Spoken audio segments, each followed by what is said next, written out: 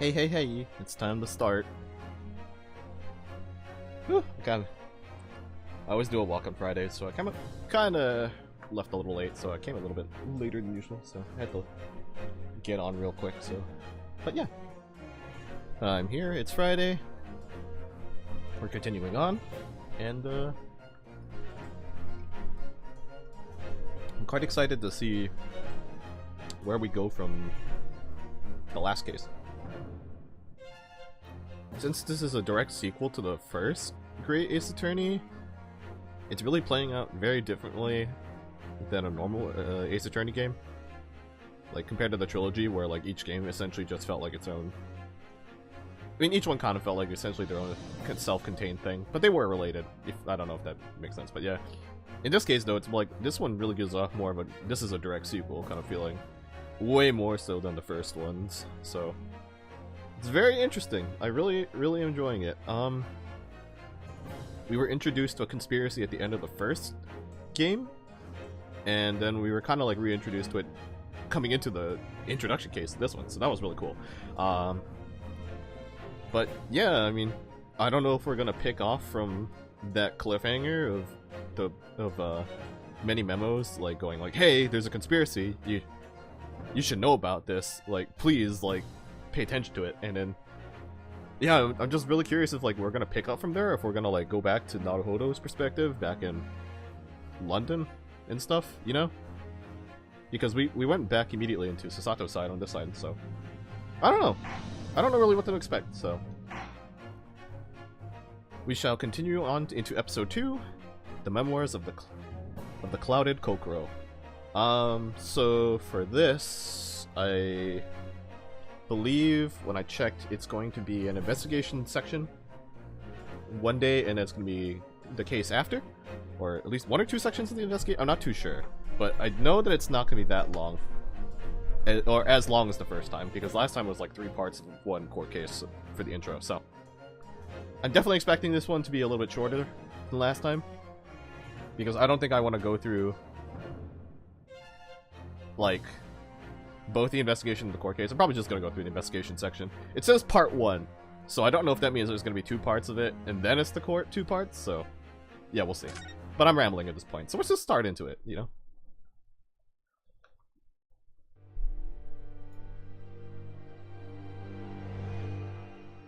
The looks of this image, though, really does give it the impression that we're going to be starting back in London, It was a though. ghastly tale of a winter's night. One of an invisible killer and a crime perpetrated on the pavement along Briar Road. As the victim lay at death's door, the mystery of just who had stabbed the young lady from behind had been resolved. Oh, okay, so the recapping the case that we did in London, where someone was accidentally stabbed in the back by a knife flying out a window. As ridiculous as that sounds. Shadows of gaslight did a second bizarre crime rend the stillness of that very night. I dare say most can still recall the sensational headlines of the day. Haunted apartment of death. The condemned criminal's curse. The dread demon of coal gas. Yet, though the great detective had at once discerned the truth upon his arrival at the scene, it only proved to be the overture that announced the rising of the curtain on a most tragic play. So it seems like they're talking about the case with Natsume in the first game, where he got accused of stabbing a person on the street, which is Briar Road, is what we're talking about. And it turns out that the owner of the building he lived in, he and his wife are in like a little bit of a spat, and in her fury, she threw a knife out the window, and as it flew out the window, it landed into another boarder's back, and then because of that, she kind of like got stabbed and, you know, passed out. So it was like one of the first few cases where it's not actually a murder, which is also very non-typical of an Ace Attorney game. So of course we figure out it was that, and then we get Natsume off, and then he was like, I'm gonna go back to Japan, and that's what we see here. We saw in the first case, where he ends up in Japan and he's very successful as a writer now that he's come back after his long study abroad in London. So, if they're bringing up that case again, and it showed the kind of like a dude wearing like Shakespearean looking outfit. And the thing about that case is that there was a guy who like showed up in it for like 2 seconds. Well, not 2 seconds. He shows up for like a few minutes. He was also like another boarder at that place, but it didn't really elaborate who he was, and it didn't really touch upon them at all in the rest of the game. Because that was like the 4th case, I think, of that game, so it's kind of weird that they didn't really bring it up. So seeing the guy in this intro means maybe he's involved somehow, you know? But well, I guess we'll see. My name is Ryunosuke Naruhodo. I'm a fledgling lawyer, just starting out on my journey. 6 months ago, I arrived as a visiting student of law.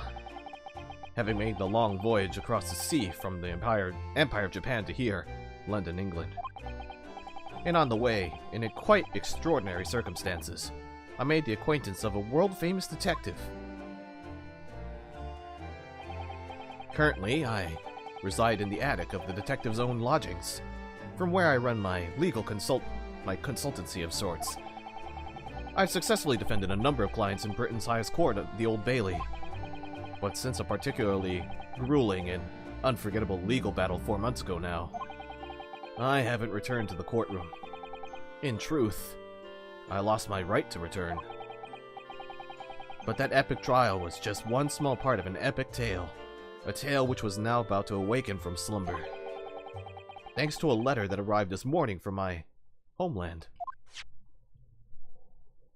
Oh, I wonder if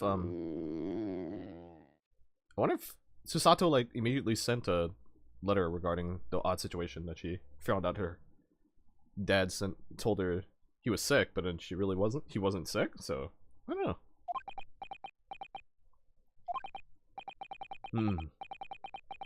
Oh wait. What a delicious smell wafting up the stairs. It must be nearly time for breakfast.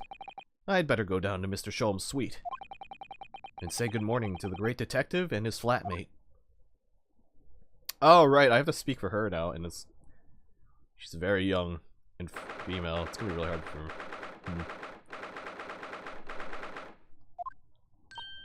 Ah, Bruno, good. I was just about to call up to you. The bacon's ready. Good morning, Iris. It smells delicious as usual. Before we eat, though, I have some news. I had a surprise. Shh, not another word, Mr. Naruhodo.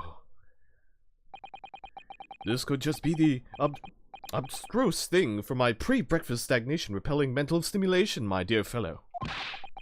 Morning to you too, Mr. Sholmes.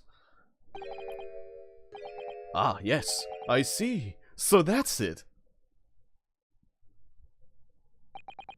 The truth is as clear to me as day. My faculties of observation have revealed it again. What are you talking about? You, Mr. Naruhodo, you have this very morning met with a surprise. Well, is that not the case?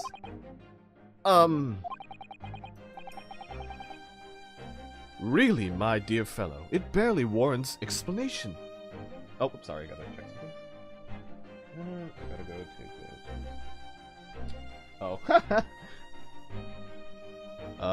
That's, apparently something's happening. Oh, sorry. Oh, hold on, gotta check some texts. I'm being filled in on apparently someone leaving their keys and someone going to retrieve them because they are locked out of their car. Oh no.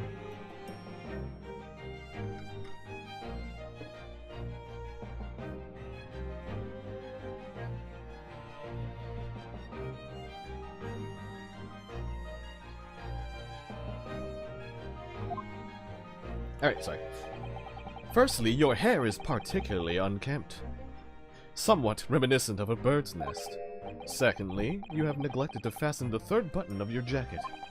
Clearly, when considered together, these two facts point to you having been flustered this morning. Can I talk now? But of course, though I don't look for admiration, you understand. my hair always looks like this. It's been this way since I first met you. Oh, it has? And the button was ripped off last night, if you remember. By you. Haley pulled your button off?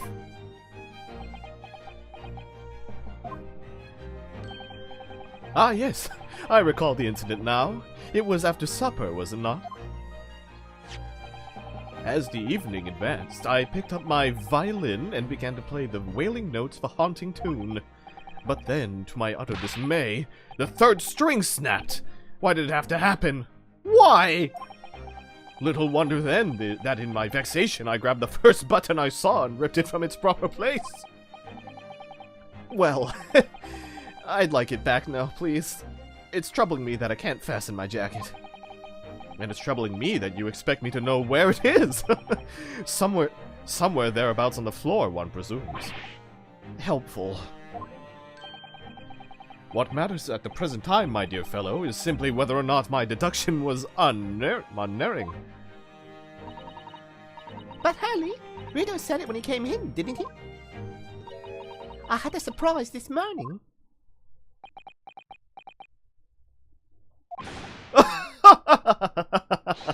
Well, that really is a surprise. Yes, this man is the pride of the British Empire. The famous consulting detective, Mr. Sherlock Holmes. There can't be a single person in the world who doesn't know his name. Alright then, enough of this silly conversation. Come and eat this bacon before it gets cold. And I have a new herbal tea for you to try too. My latest special blend. And here we have Iris Wilson, Mr. Sholmes' lodger and companion. A truly exceptional young girl, who's the author of a highly successful serialization here in London. Yes, The Adventures of Sherlock Holmes, as published in Rance magazine. So, Mr. Naruhodo, won't you put us out of our misery? What surprised you this fine morning? Well, I received a letter from Japan. Oh, from Susie, you mean? Was it? Really? That's right. And she had some rather startling news, in fact. Ah, intriguing indeed.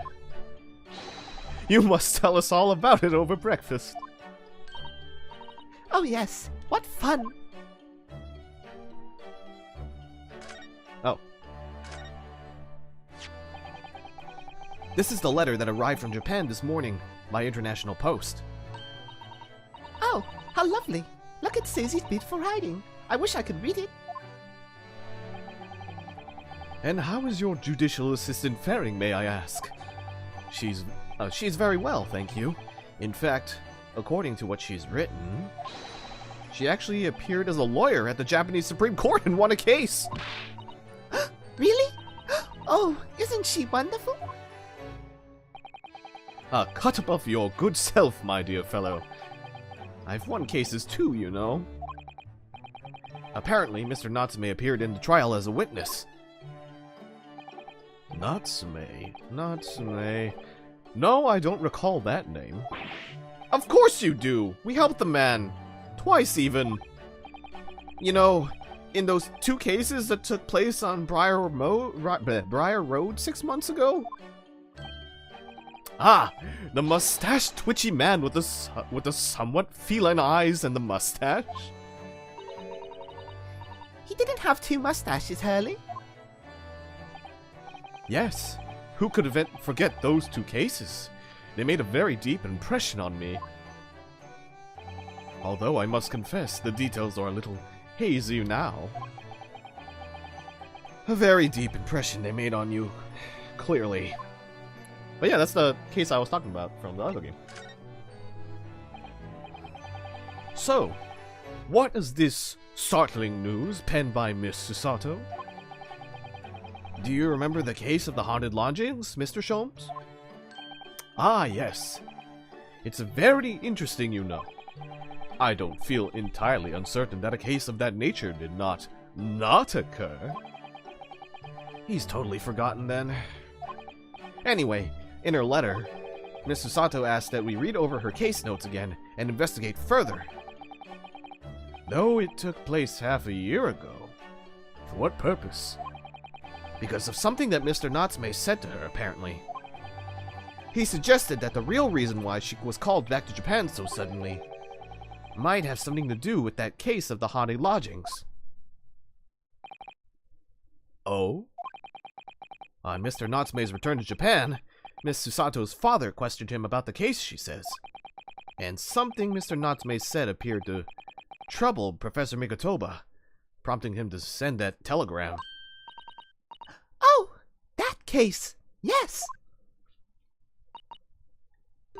It was very strange, wasn't it? Yes. And I had compiled the whole story into a nice, neat manuscript ready for publication, too. But then Hurley here was all funny about it, remember? He was very mean. That story must not be published, you said. Very mysteriously as well. Really? I said that? Are you sure?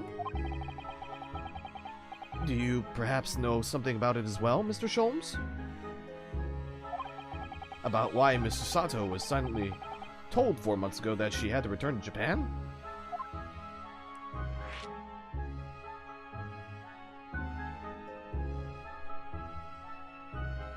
Oh, sorry, reacting.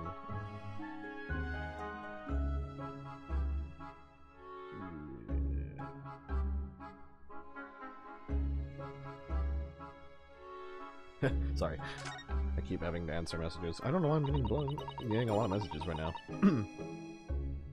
It's been 4 months now since we waved Susie off at Dover. It was such a shock, wasn't it? The way she just suddenly announced that she had to go back to Japan. Indeed it was, due to a telegram she received from her homeland, I believe. That's right, telling her to return urgently. Yes, because her father had passed away?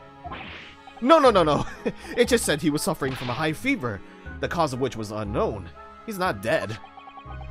But according to this letter, that news about her father's fever was just a ruse. A ruse? So Susie's daddy lied to her so that she'd make the voyage back home? Why would he do that? I have to admit, I have absolutely no idea. But she believes it's almost certainly related to the case of the haunted lodgings.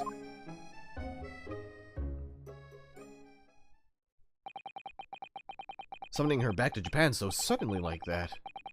I wonder what Miss Susato's father is hiding. Hallie, do you know what it's all about?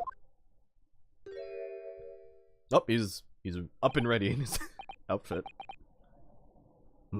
Ah, well, who can say? What? But you said... Please, I have engagements, my dear fellow. My calendar is quite surprisingly full today. And a stringent analysis of the matter would be excessive, I feel, even if I were quite at leisure. So, man the fort in my absence, won't you, Iris? I will, Hurley. Don't worry. See you later. Oh, I'm having a really hard time doing Iris today. He scuttled off rather quickly there. I think perhaps Professor Mikotoba isn't the only person hiding something here. Soseki-san was involved in 2 cases, but only one of them was forbidden from being published. By of all people, Mr. Sholmes. Aha! I found them at last. Iris! Are they? The notes about the case. That's right. Susie and I compiled them together. The case of the haunting lodgings. Do you want to read them, Runo? Absolutely. Thank you, Iris. I have no idea what secrets could be still hiding in the shadows of this case. But perhaps if I read over the notes again, something might come to light. That It's the spirit?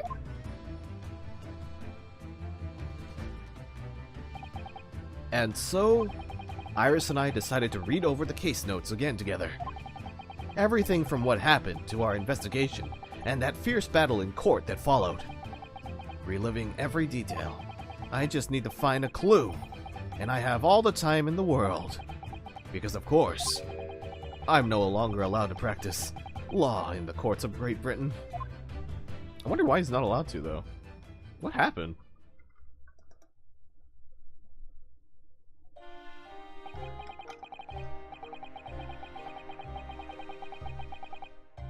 It was 6 months ago, a mysterious incident that unfolded on the wintry streets of London. Okay, so we're just going back to the case again. Okay. A young woman was found lying on the snowy pavement on Briar Road with a knife in her back. Unfortunately, her life was spared. Oh, not unfortunately. Oh my god. Unfortunately, she lived. Who wants to live? Am I right? Oh my gosh, I'm so sorry. Fortunately, her life was spared, but she was unconscious for several days following the incident. I wonder if they're gonna show her awake. The fog was thick, and nobody saw her attack her, but by a cruel twist of fate, a visiting Japanese student was walking behind her at the time, and was duly arrested. There he is. There's the man, the myth, the legend. That man was Soseki-san, and the man who effected his arrest was Mr. Sholmes. Believing in our compatriot's innocence, Susato-san and I decided to represent Soseki-san in court. And, after a grueling trial of many twists and turns, we finally managed to prove his innocence. Joyful, joyous, jubilant jubilation! Was the man's reaction after the trial. But his jubilant jubilation was short-lived. Oh, is this like a flashback to something else that happened? We received a telegram from Mr. Sholmes the following morning. The victim of the Briar Road stabbing has regained consciousness. Hurry to Bart's at once! So Susato-san and I summoned a hansom and headed immediately to the hospital. Oh. Oh, really? Is this actually a full-on flashback case? That's interesting. So apparently something else happened in between that case and the other case. What? Interesting. There you are at last. Oh wait, that was a little bit older sounding than I wanted. Okay. Good morning, Mr. Sholmes. I think not. Oh! Oh yeah, Susato's back. Okay. You're late. What on earth took you so long? Your telegram only arrived at 5 o'clock, Mr. Sholmes. And it's a 20-minute ride to the hospital. That's right. And it's 5:30 now. I think we made very good time.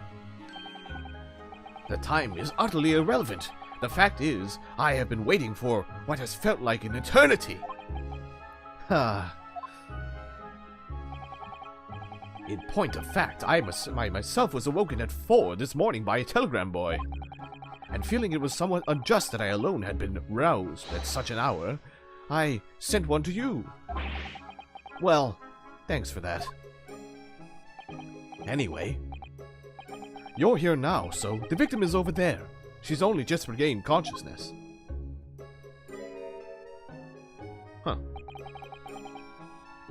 You should immediately introduce yourselves, and I shall observe from here. So that's the lady who was found on the snow-covered pavement with a knife in her back. Her name is... Ah, yes, here we are. Miss Green.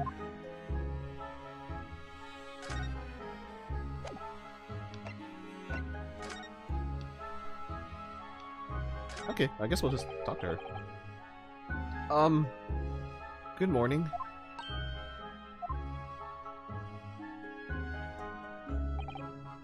Hello, I'm, Rinosuke Naruhodo, from the Empire of Japan. Oh no. What? Was it your knife that... Are you the man who... No, I'm a lawyer. And I'm Susato Migatoba. Pleased to meet you. Oh no. Was it your knife then? Are you the one? No. I assure you, I'm Mr. Naruhodo's judicial assistant. We heard that you'd regained consciousness and wanted to come to give you our best wishes. Best wishes? For me? Thank you. I'm Olive Green. I'm an artist. Well, no, that's not right, is it? What I mean is, I'm trying to be an artist. Well, what I really mean is, I desperately want to be an artist. Oh my god, what a mood. But the truth is, I don't have any talent. I know I don't. But it's no wonder I was stabbed in the back. I don't think that's related, actually. Gosh, this young woman seems to bend over backwards to put herself down. Seeing as we're here, we should ask her about what happened from her perspective, I suppose. Yeah, I'm really curious what she saw when she saw it, because it was basically just a knife flying out the window. To suddenly be struck in the back by a blade as you were walking along the pavement. What a terrible experience you had, Miss Green. It was so cold that day, and the fog was so thick, I couldn't see a thing.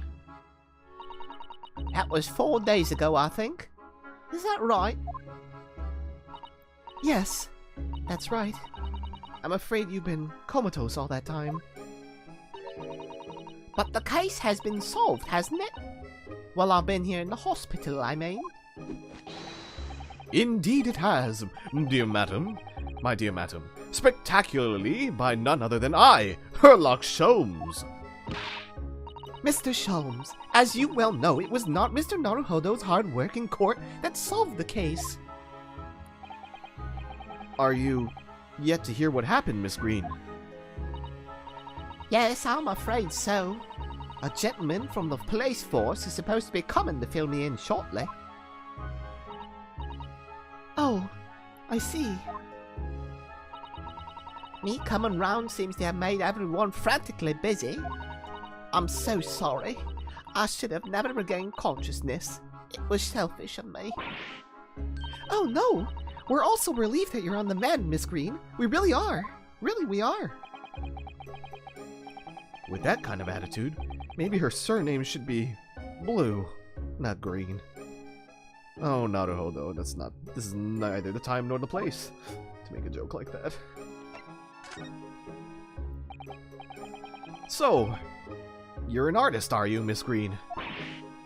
Oh no! Oh, I couldn't possibly claim that. I'm a fledgling artist at best. I mean, I'm a student of art, really, at the Thorndike Academy of Fine Arts. Oh my, an Academy of Fine Arts. Great Britain is such a wonderful country. Tell me, Miss Green, do you live hereabouts? Oh no, actually, I don't deserve it, but I have a little flat on Brixton Road.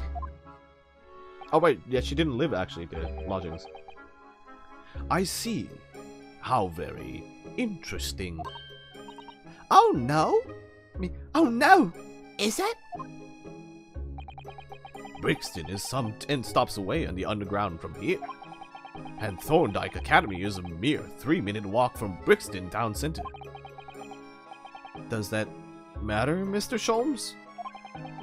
Perhaps not, but Briar Road is a far less salubrious part of town by comparison, dwelt in by those of inferior means, including the maleficent Mr. Mustache. Inferior means?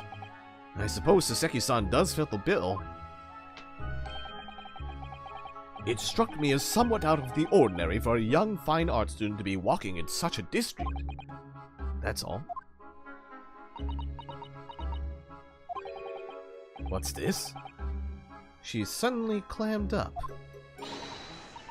Mr. Sholmes, you should be ashamed of yourself, prying into a young maiden's private affairs. Oh dear me, do forgive me. If you don't mind. I'm being discharged shortly, so I need to pack up my things. Oh yes, of course. We won't keep you. Thank you so much, Miss Green. Can we help you pack? That must be a bag of Miss Green's personal belongings. She would have been brought directly here after she was found stabbed in the pavement, though. I suspect a friend or family member probably brought some things for her. Alright then, let's see what's inside. A change of clothes, no doubt, and... No, Mr. Naruhodo, you must never scrutinize a young maiden's personal belongings. Yeah, dude, why are you trying to look at it? But the young maiden might have chocolates or biscuits or Caramel.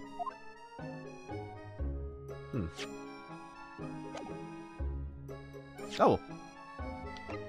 Oh, I have the receipt still and the map. Interesting.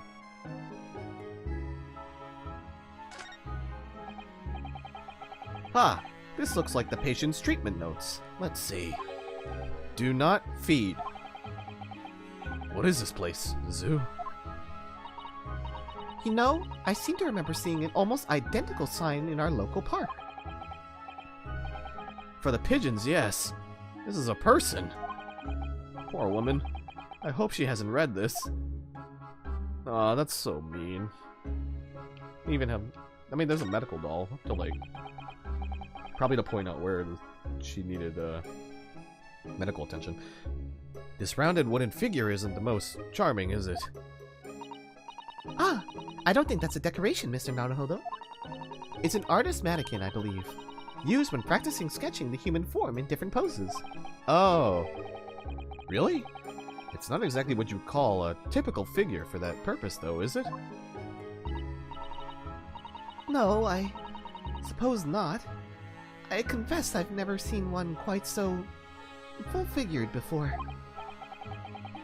Well, if you want to draw a full-figured person, it's the right tool for the job.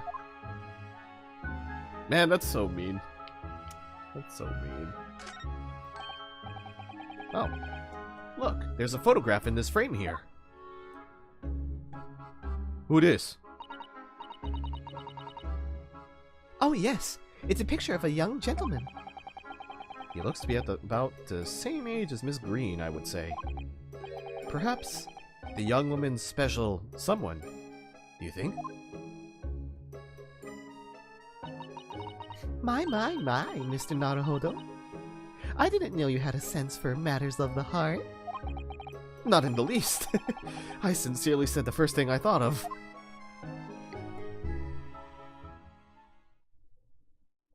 Oh. Oh, dear God. Is there a Mr. Naruhodo here? Mr. Naruhodo? Naruhodo now?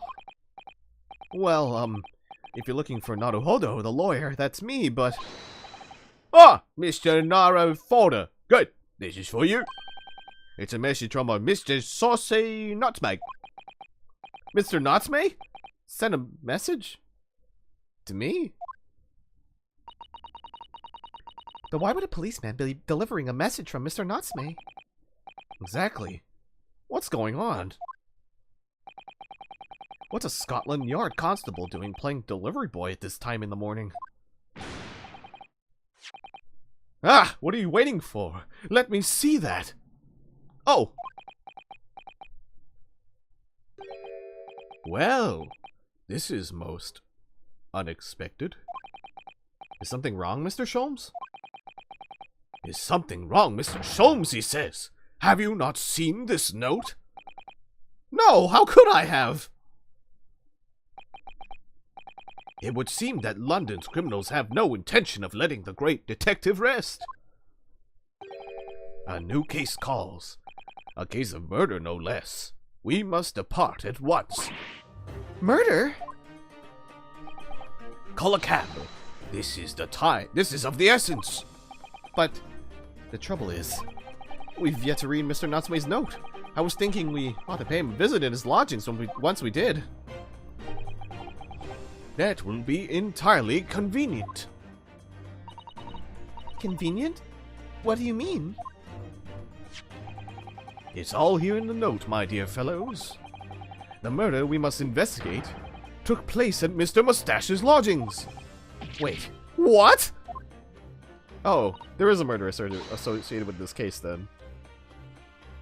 Wait, how come this isn't in the first game? Why are we getting a flashback to this now? What? All hail a fiacre at once! Fiacre? Man, I'm learning so many old terms from this game. It was only yesterday that Saseki-san was in court, and we were dispelling doubts about his innocence. And now, the very next day, there's a murder at the man's own address? He may very well be the unluckiest man alive. Or so it seemed to us at the time, but we were soon to discover it was worse than we thought. Interesting.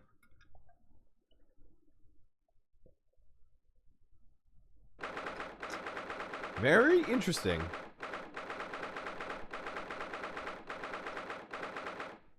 Who got murdered though? Ah! It's this guy. The one that we saw for 5 minutes in the first game. What on earth?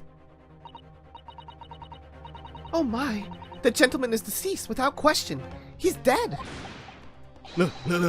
Locum student, Mr. Naruto Esquire. Mr. Natsume! Oh, why? Why is this happening? Why to me? I've only just got off court yesterday. It was finally home after 2 days of misery. And then I wake up the next day to this. No early bird should catch a worm like this.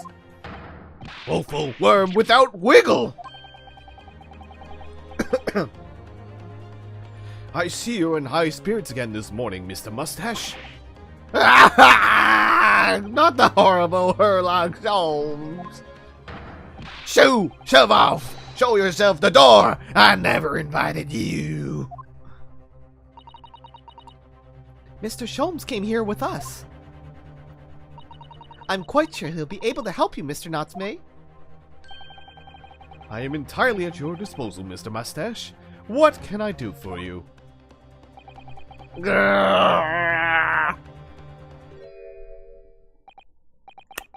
Here they are, already. The busybodies. Ah, Inspector Gregson. What a pleasant surprise. Pleasant, is it? Gives me heartburn every time I see your face at a crime scene, Sholmes. I deduce, Inspector, that your heartburn is a result of your excessive consumption of fried food. Good morning, Inspector. This is a crime scene. Don't you go touching anything. Or, good morning to you too, Sunshine. Well, we're starting off strong in this, I see right away. So, Inspector, what was the victim's name? Who was he? Mr. William Shamspeare. Really? Shamspeare? Really? Really? Okay. He was a lodger here. As you can probably tell, he was an actor. A bit of a dead loss as it happens. Or just dead. Mr. Shamspeare. It was the landlord, old Mr. Garadeb, and the other lodger, Mr. Natsume, who found him. The fellow didn't rise at the usual hour, so Garadeb got worried and kicked the door down. But doesn't Mr. Garadeb have a bad leg? Ah, yeah, you're right there. It was that jittery Japanese hunchback over there who actually did the kicking. Really? Saseki-san? the victim was pretty hard up, it seems. Even done some time inside for petty crimes. He had no money, no place to go, and no friends. There's only acquaintances with the people inside this house. Miserable life, and a miserable end to it. So, what exactly is Mr. Natsume still doing here? He's not involved in the investigation, so shouldn't you have sent him away from the crime scene? Well, I'm not saying it's because the fellow looks odd or anything, or that he acts suspicious, but I thought it would be prudent to take a statement on the culprit, cohabiter. You nearly said culprit there, didn't you? Oh dear. Mr. Natsume appears to be under suspicion. Again. It certainly seems that way. He does just come across as such an odd fellow, doesn't he? Poor man. How unfortunate. Well, anyway, I can't say much until the coroner gets here. But I don't think the fellow's been a goner that long. Body's still warm. Even if the inspector would allow it, I don't think I could bring myself to touch a dead body. I guess we'll look at the dead body before we talk to Natsume again. Oi! I said hands off! You're gonna mess up my crime scene. Oh, no, I just wanted to look. That's all. No chance. I know your kind. You'll mess it up just by looking at it. Someone's in a bad mood. There's certainly some bad air in here, isn't there?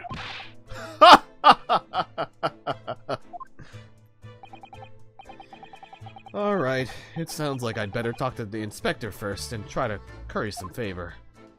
Did I not do that?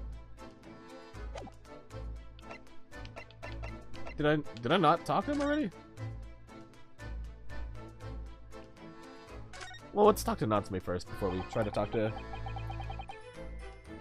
before we talk to the inspector again. What a terrible thing to have happened. It's only been 3 days since I was arrested for the incident on the pavement outside. And then, having finally regained my freedom, it starts happening all over again. Endless existence of excruciating experiences. So, the victim lived here on the ground floor, and your room is just 1 story up, isn't it? Yes, that's right. In a way, we were neighbors, I suppose. So, did you know the victim? Were you friends?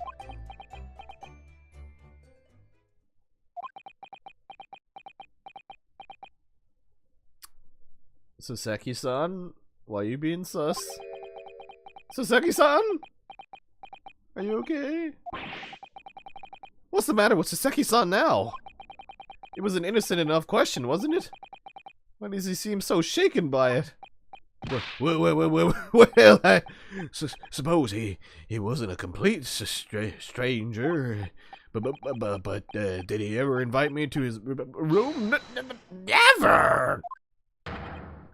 On my honor, I swear it. What an extreme reaction.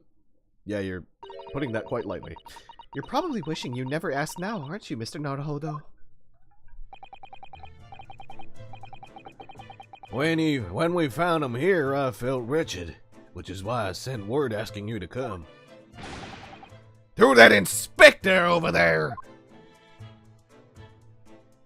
Alright, so Sholmes is on the wall suddenly, so I think we should talk to Sholmes, I think.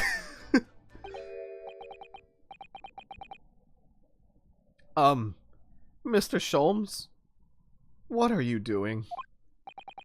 Ha! You only need observe to know it, my dear fellow. Investigating, naturally. There's nothing natural about that pose. Mr. Sholmes, have you made some miraculous discovery? Patience, my dear madam, patience!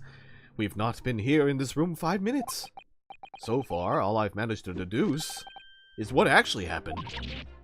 My goodness. But isn't that everything we need to know, Mr. Sholmes? Now that you propose the idea, I believe one could indeed see it that way.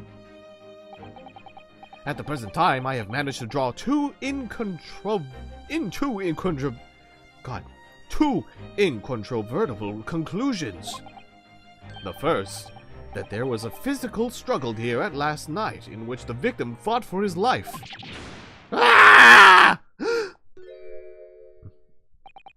Mr. Natsume? What's wrong? Is something that Mr. Sholmes said significant somehow? No, don't mind me. I forget I was here.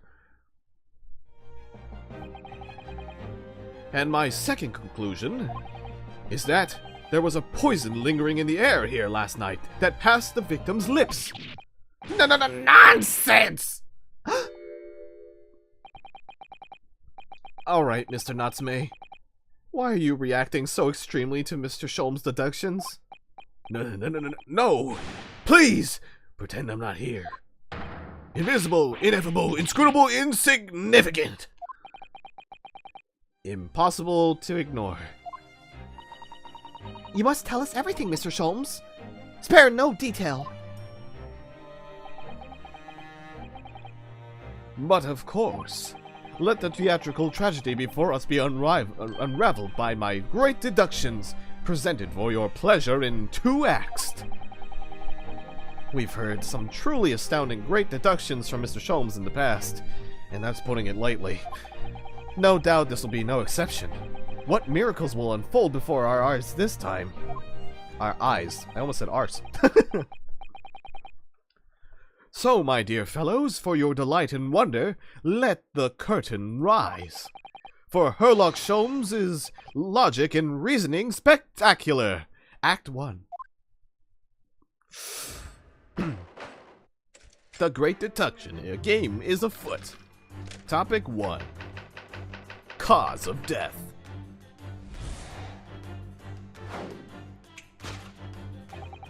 Careful observation of the victim reveals to us the events that transpired in this disconsolate... Careful observation of the victim reveals to us the events that transpired in this disconsolate room last night. Oh, he looks so peaceful and poisoned. Foam at the mouth of the deceased clearly indicates the use of poison. Next to the victim, we notice a large dining plate, which contains, you will observe, a piece of butter? 1/2 of a sizable bar of soap. Meaningful? Indubitably. Why is this soap set so purposefully upon the dish? Like the victim's last supper? In fact, yes. Could it be that the man was about to eat it? Of course! The fork reveals the answer. It appears that the young man's appetite was his undoing. Taking up arms in the form of his cutlery, the victim engaged in a deadly battle for his life. Yet the struggle against his hunger was in vain, for in the end he couldn't resist devouring the slippery feast.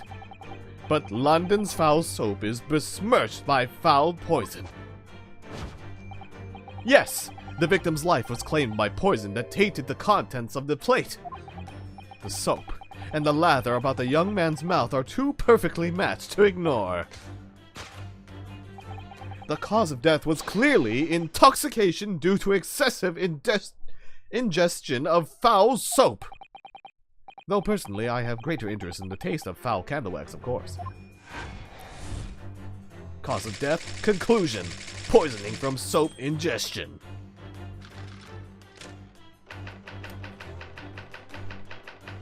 I don't even know how he got to that. Suicide or murder? The cause of death identified, we proceed to Act 2, where we ponder the next question. Was this suicide or murder? The audience shall recall that death occurred during the victim's last supper. Did the man dine and die alone? This single teacup suggests the answer. To draw a conclusion on such meager evidence would be foolish, however. Certainly. The careful criminal could have absconded with his own cup to cover his tracks. Well, allow me to lift the veil of doubt, my dear fellow. Indeed, what reveals the answer, of course, is the broken lock. Though forced open now, at the time of the incident, this door was locked. And the sole key was in the victim's pocket. In other words, when the victim consumed the poison, he must have been alone. Alone with his inferior soap, from whence wafted an inferior scent. And with that acrid aroma lingering in the air, the victim met his end in tragic solitude. We can take comfort only in the fact that his soul was well cleansed on its way to the hereafter. Conclusion: no possible perpetrator present.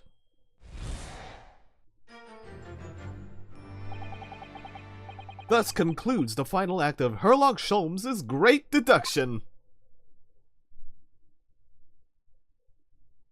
I am very interested of why there is soap, but I guess we'll find out.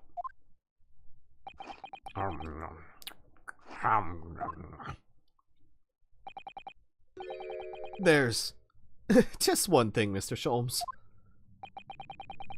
You're disposed to identifying just one thing, aren't you, Mr. Naruhodo? Frey, what concerns you? Well, no matter how hungry he was, do you really think the man would have eaten soap? It is quite apparent that this man had barely a penny to his name. It is a curious thing, but to one so destitute, soap can suddenly appear quite irresistibly appealing. Appetizing, I mean. How extraordinary. In truth, I have tried a little soap myself in the past. Oh, you idiot. Sholmes, why? You've eaten it, you mean? My dear fellow, it was some time ago now. My postulation was that it would cleanse my gut. And did it? As I writhed in agony on the floor and spit the contents out from my stomach, yes, I believe it did. The experience taught me a valuable lesson. Soap is quite poisonous. It has an unpleasant taste and leads to great discomfort. In summary, I cannot recommend it. Believe me, I wouldn't eat it if you did, even if you did.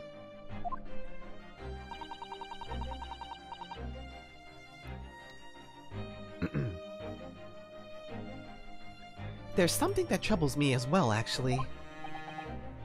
Oh? What's that? It's Mr. Natsume. Huh? I couldn't help noticing him shuddering and quivering out on the corner of my eye. Almost as if Mr. Sholmes' deductions touched a nerve somehow. Nonsense. Well, that clenched teeth episode didn't last. I think, judging by Mr. Natsume's reaction, the great detective's deductions may need some gentle corrections in order to reach the actual truth. Yeah, like the other times.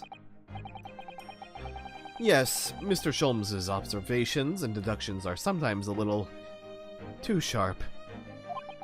He has a tendency to hit the nail on the side of the head and drive it in an obtuse angle. When he does that, it falls to us to straighten things out. Alright then, let's see what we can do. Yes, we must pick out the keywords in Mr. Sholmes' quite brilliant deductions, and discreetly exchange them for something that makes a little more sense. If we can do that, I'm sure we'll arrive at what Mr. Sholmes meant to say in the first place. In that case, are you ready for the second performance of the day? Once again, my dear fellows, for your continued delight and wonder, let the curtain rise for Sherlock Sholmes' Logic and Reasoning Spectacular, Act 1.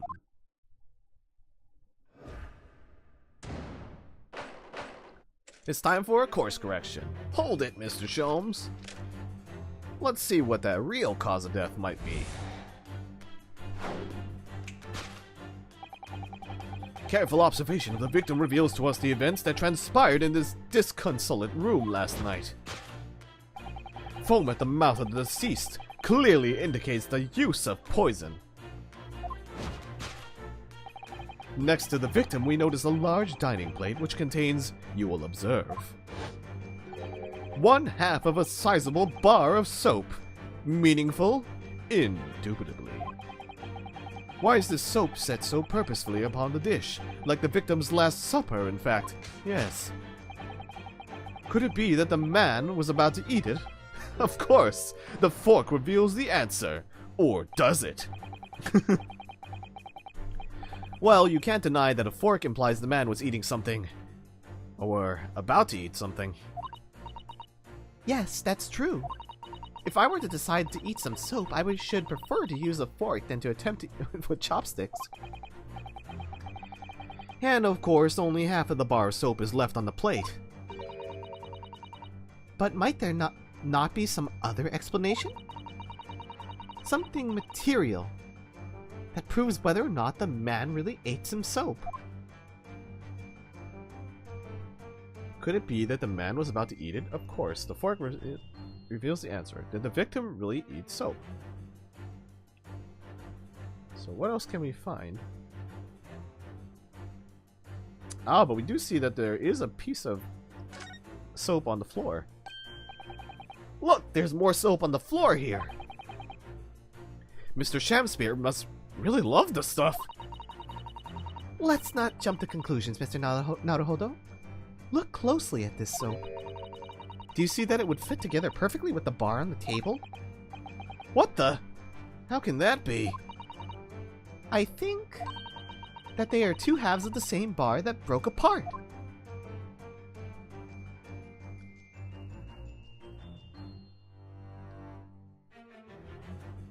I don't really think. Yeah, I guess it would be just. Yeah, there's another piece right there. So broken half. It doesn't look like you ate it. There's nothing on the fork. So, I suppose you'd eat soap with a fork, would you? I don't think it's a question of which implement you'd use. You shouldn't eat soap, full stop. But then why? Why does the man have a fork in his hand? Oh dear. I understand your frustration, Mr. Naruhodo, but please don't take it out on me. The point is, if we decide the man used his fork to eat the soap, we wouldn't be changing Mr. Sholmes' deduction. So we really ought to consider some other clues. Yep, so what? Take that! Let's talk about this other piece of soap.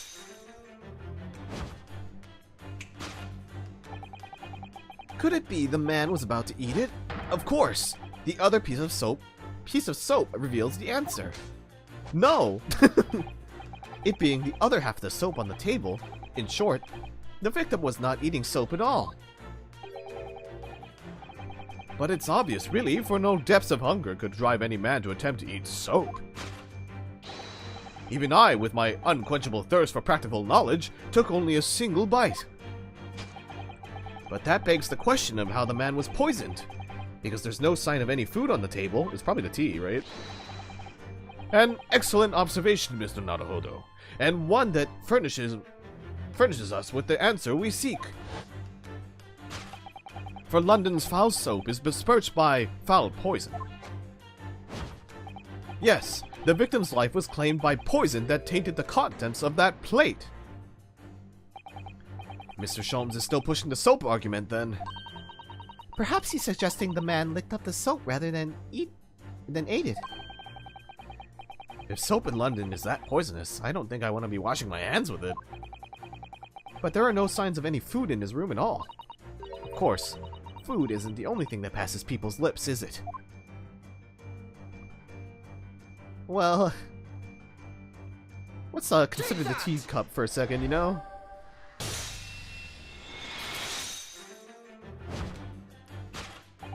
Yes, the victim's life was claimed by poison that tainted the teacup god. Indeed, cups have been the vessel of choice for practicing poisoners over the centuries. And it would appear that this victim drank every last drop. There's no sign of food anywhere in the room. Which leads to the immutable conclusion: the cause of death was clearly intoxication due to the ingestion of poison contained in this teacup.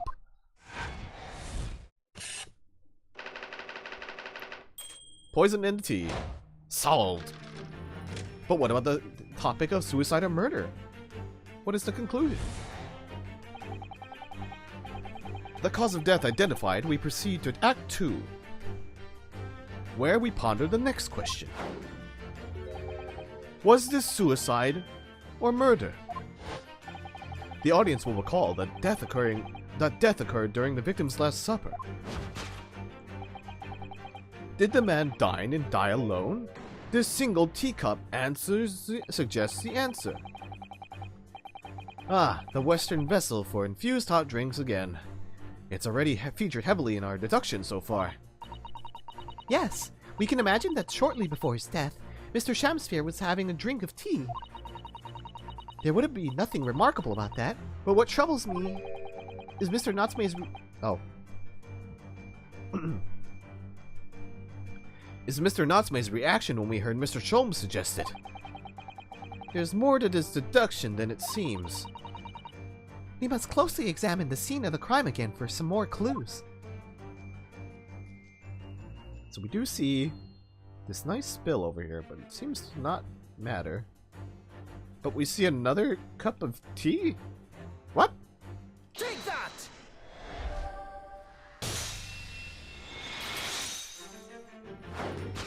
Strange. Did the man dine and die alone? This other cup suggests the answer. Oh, okay, yeah, because he had his own cup, and then there was somebody else there. I see. Yes, there were 2 teacups in the room all along. In other words, this is a strong indication that at the victim's Last Supper, there was a guest present. Huh. That silhouette looks like the banker from the first game. In the first case. Second case? First case. No, second case. The first case we took in London. It looks like the banker guy. That's weird. At the very least, we can say now with certainty that somebody else was here in this room last night, talking tea with the victim. What are you talking about? Utterly, unbelievably, justly unreasonable. To draw a conclusion on such meager evidence would be foolish, however, certainly. In which case, what more can we deduce about this possible guest at the table? Well, allow me to lift the veil of doubt, my dear fellow. Do you mean to say you know who exactly was in this room at the time of the victim's death? Indeed, what reveals the answer, of course, is the broken lock. I'm not sure I like where this deduction is going now. I'm afraid it's too late to go back to the halcyon days of eating too much soap. But the identity of the guest who was in here last night when the victim passed away is something I have a very bad feeling about. Well, you can try to ignore your feelings, but we cannot ignore the truth, Mr. Naruhodo. No, I suppose not. Time to look around again.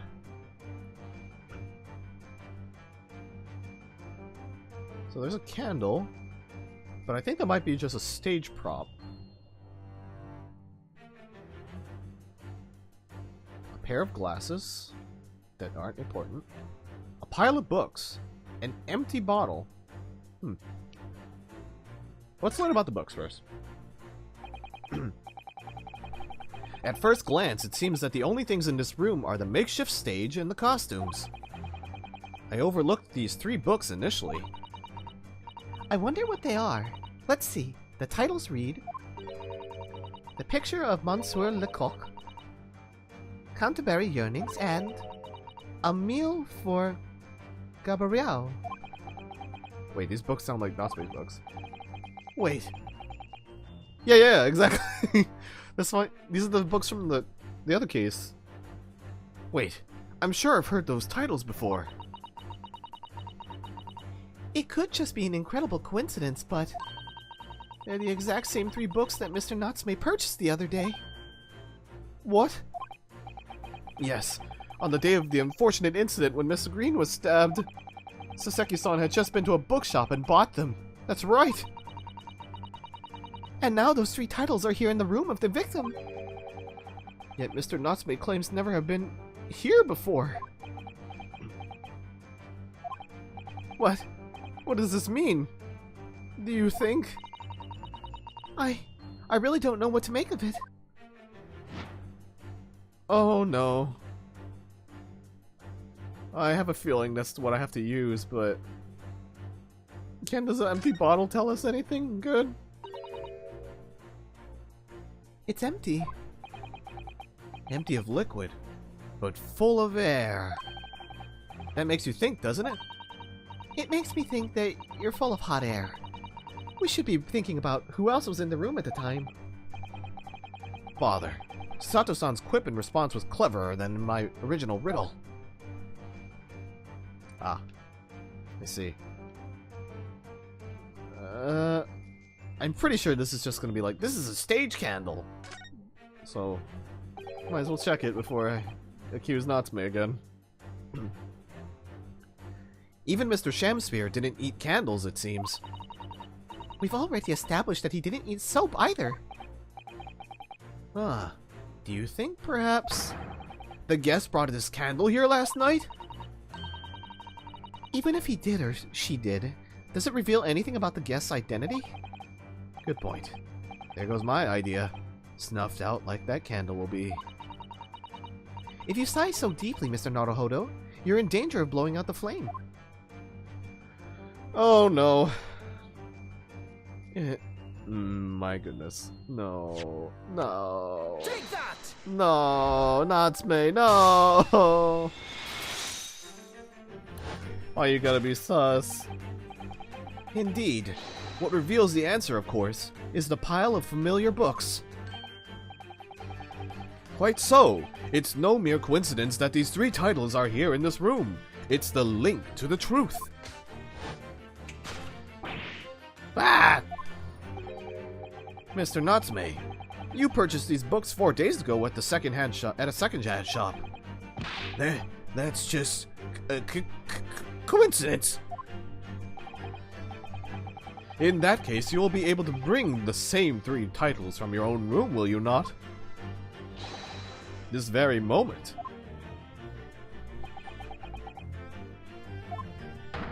No, never, non-negotiable! If you can't bring your own copies here, it proves that these 3 books are in fact yours.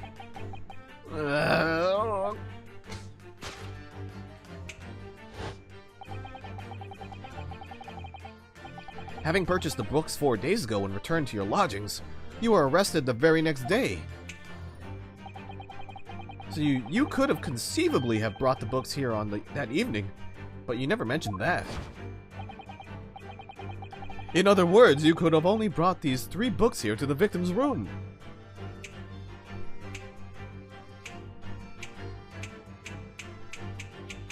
Oh my god. He reminds me of Luigi's, like, taunt. Last night, having returned to your lodgings after the trial concluded at the Old Bailey.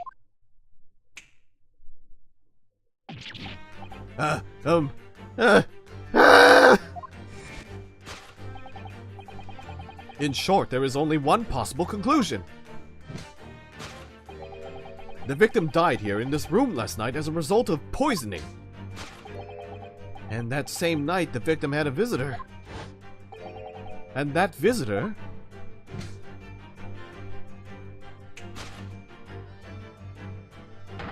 was you, Mr. Sasaki Natsume! Soseki, I mean, sorry. Thus concludes the final act of Herlock Sholmes' great deduction. Soseki Natsume at the scene. Oh no. Oh no. Deduction complete. Elementary, but Toseki! Toseki, no!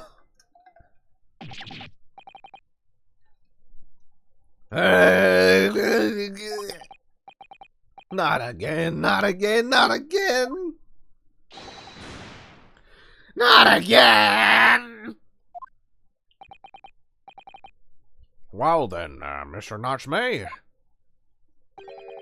it would appear you're gonna have to accompany me down to the yard. Again. But wait! Hold your horses! Yes? Door, key, locked. Entry, exit, entirely impossible.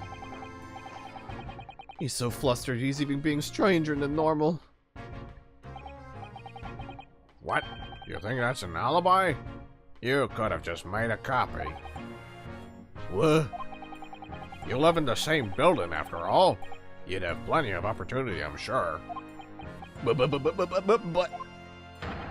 Misery me! Sorry, sir. You'll get your chance to give your side of the story later. The facts speak for themselves, Mr. Mustache.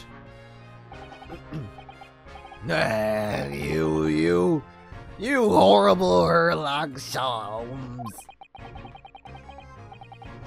He really has found himself an arch rival now, hasn't he? Where did my accent go there? Come on now, no dilly-dallying. Outside, there's a carriage waiting. Welcome, student, Mr. Naruto Esquire. I never imagined I'd be in this position again, but you have to help me. Please, please, I'm innocent. Alright, I understand. We'll come to your cell later and talk about it. And one more thing. Oh, yes? My poor little kitty cat. Please give him his breakfast for me. I can't believe he's being accused again. I can't believe. And so, his evil curse still apparently unbroken. So Seki-san found himself once again the prime suspect in a case of murder. Oh man. Thanks to the incriminating deduction of the great detective. My dear fellow, that honor belongs to you. True, we did help him fix the accusation. He thought nobody was in the room. Well, at least that means Inspector Gregson is no longer here. We can examine the crime scene in more detail now. Yes, that's right. And of course... What? Have you forgotten what the inspector mentioned before? It was the landlord, Mr. Garadeb, who discovered Mr. Sham's... Oh god, we have to talk to Garadeb again. Ah, Mr. John Garadeb. Yes. I suspect we could find him in his sitting room on the top floor as usual. Right. We must remember to go and talk to him later then. Oh boy.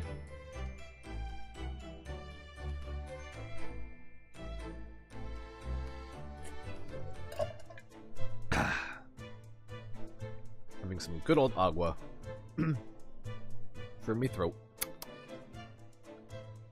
Life-giving water, you know?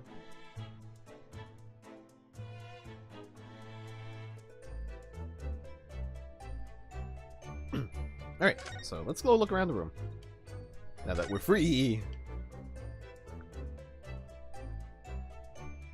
Okay, what would... Well, I don't want to inspect, like, literally everything. I kind of want to just see if I can figure out...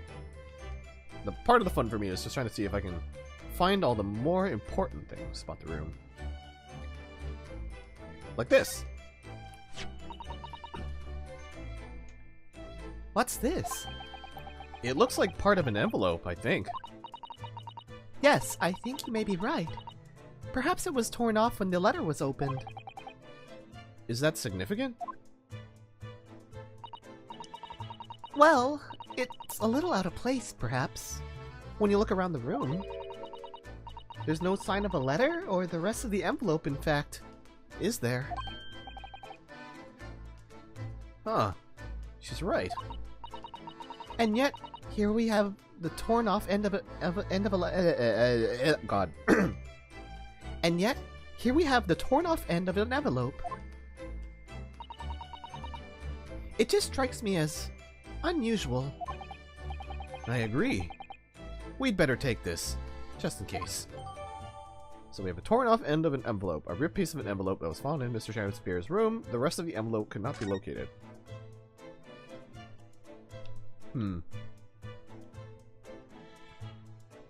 Well, we see that his room is bricked off. Oh, what is this, though? I saw it earlier and I couldn't look at it, so let's see.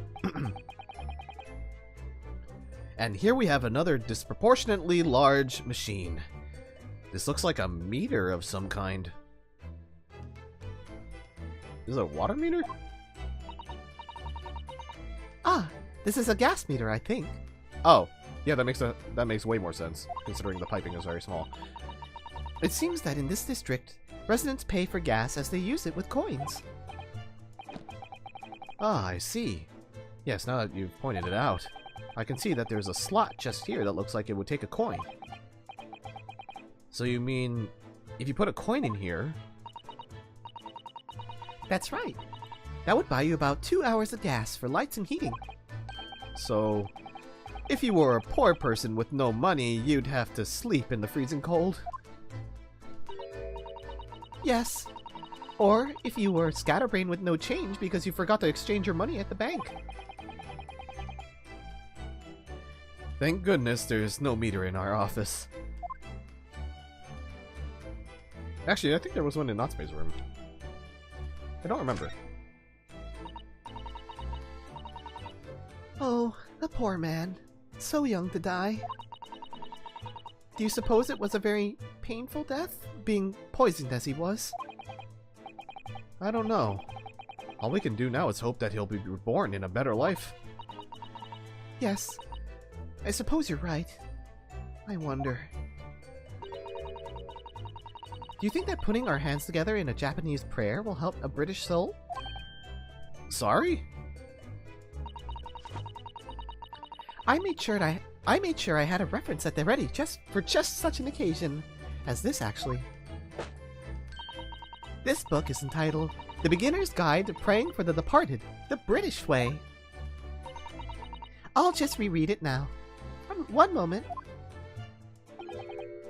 There's quite a spine on that book, isn't there? Well, we already reviewed the corpse from the whole deduction thing, so... Well, I guess we can talk... maybe they'll bring up the window thing again. As we've seen from outside, the window is completely bricked up. A vestige of the former window tax the Britons had to pay. Oh yeah, the window tax thing. Yeah. What strange things they used to tax in Great Britain. I mean, making people pay for the number of windows they had on the property. It's extraordinary. It's heartbreaking to think of the poor having to block up their windows just to avoid an unaffordable tax. Oh! What is it, Mrs. Sato? If you look closely, a number of the bricks are loose. Oh! So this was important. Soap? More soap? Ah, yeah. Oh, yes. It looks as though an amateur has broken out a few of them just here. Was it Mr. Shakespeare who did it, I wonder? Being the lodger renting this room. Ah, look at this, Mr. Naruhodo. On the outside, there's a little ledge. And there's something on it. What? Outside? Is that soap? Is it just more soap? Brr! It's so cold outside. You can feel it through this gap. It did snow all last night. It would be cold. But more importantly, what is it on the ledge out there? What are those snow-covered lumps? It's more bars of soap! Soap? Oh, was that... Oh, it was Susato. I see. Soap? What are bars of soap doing lined up on a ledge outside the window? I have no idea, but the pair of them look rather charming like that. Still, that's very strange, isn't it? Bars of soap lined up outside the window? I think perhaps we should take one. There are two here, after all. Oh dear, I suppose we could. Oh, what's this? Look here at this soap. Do you see? In the middle here? There's a patch that's different. That's a different color. It's sort of transparent, but... Some sort of fancy design, I suppose. Only in Great Britain. It looks like the Hinomaru flag of Japan, doesn't it? How wonderful. It's probably a very expensive brand. Expensive? Then what's it doing in this ramshackle old room? A bar of cheap soap that was discovered just outside the window, and there's one of two that were there, and it has a red dot on it, and it reminds them of Japan. Huh. Can I look at it? It's transparent, too. Huh. I wonder why. This part is a different color. It's an exquisite design, isn't it? Trust the British to turn a boring bar of soap into something special. I quite like it. It reminds me of the Hinomaru design of the red Japanese... Okay, so they're saying the same thing. I expect this is rather expensive soap. That doesn't seem likely, given who it belongs to. I want to look at the soap again, but it won't let me. I wonder if... Because it's like it was soap that's split in half, so... I wonder if the little clear part... we might be able to find it somewhere. Maybe not here, but somewhere, you know?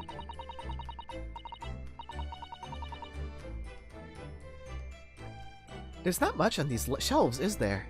Just this wine glass and bottle. And both of them are cracked. Yes, not much use, are they?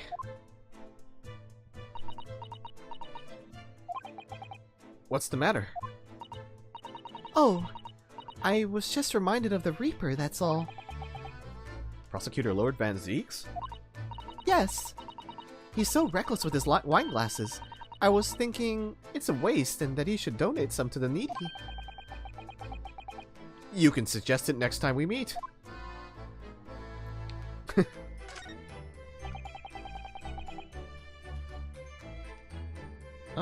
Let's see.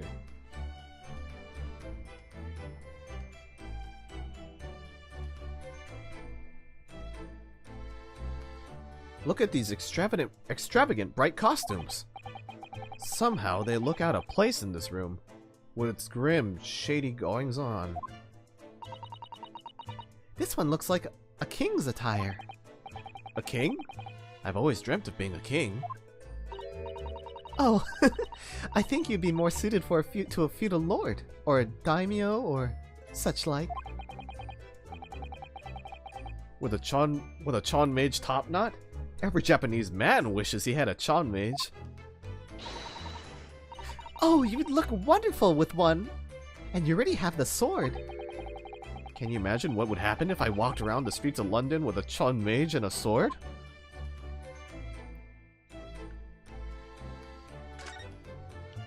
It definitely would, make you seem a little bit suspicious now, though.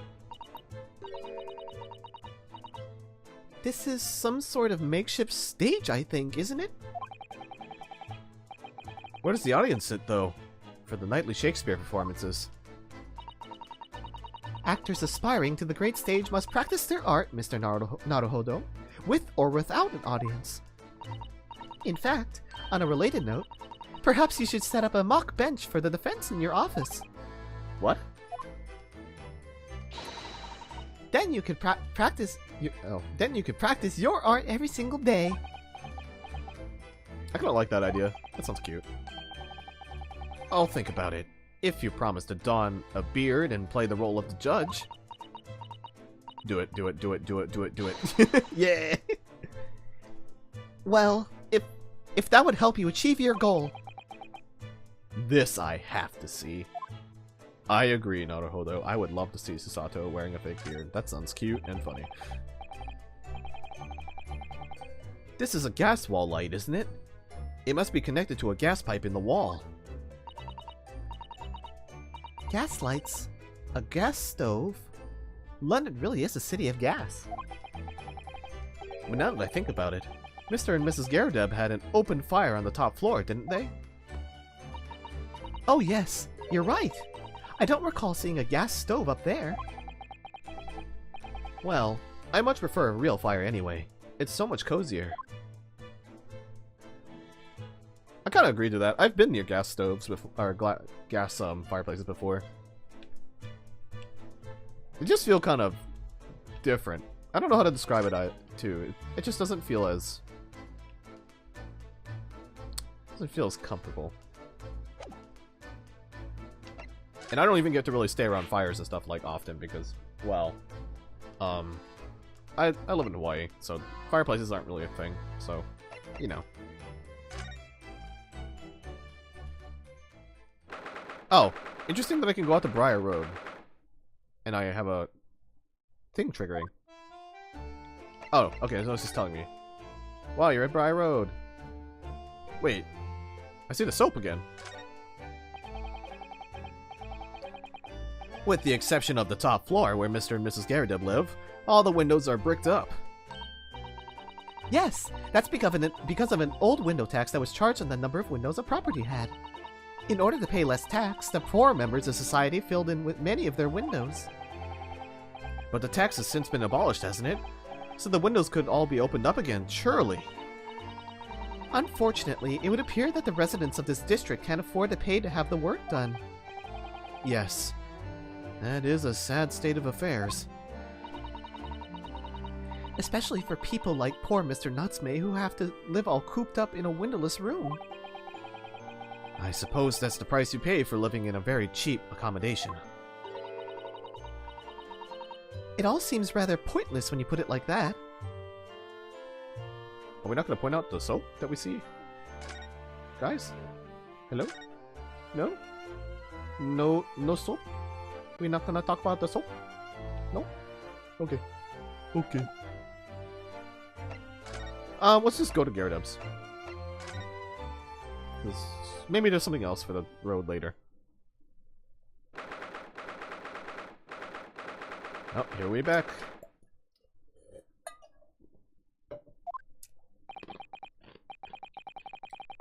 Here we are again. The eccentric landlord's eccentric top floor abode. We're here because Mr. Garudeb's the one who discovered the incident this morning. Don't forget. Oh, there he is. Ah, you chaps, eh? Yes. Good morning, sir. Thank you for your cooperation in court yesterday. It was quite a trial. As much for Mr. Garudeb as anyone, really. Came straight back here after all that business at the Bailey yesterday. Didn't expect to wake up to more ballet nonsense this morning. I wonder if you wouldn't mind telling us exactly what happened, Mr. Garudeb.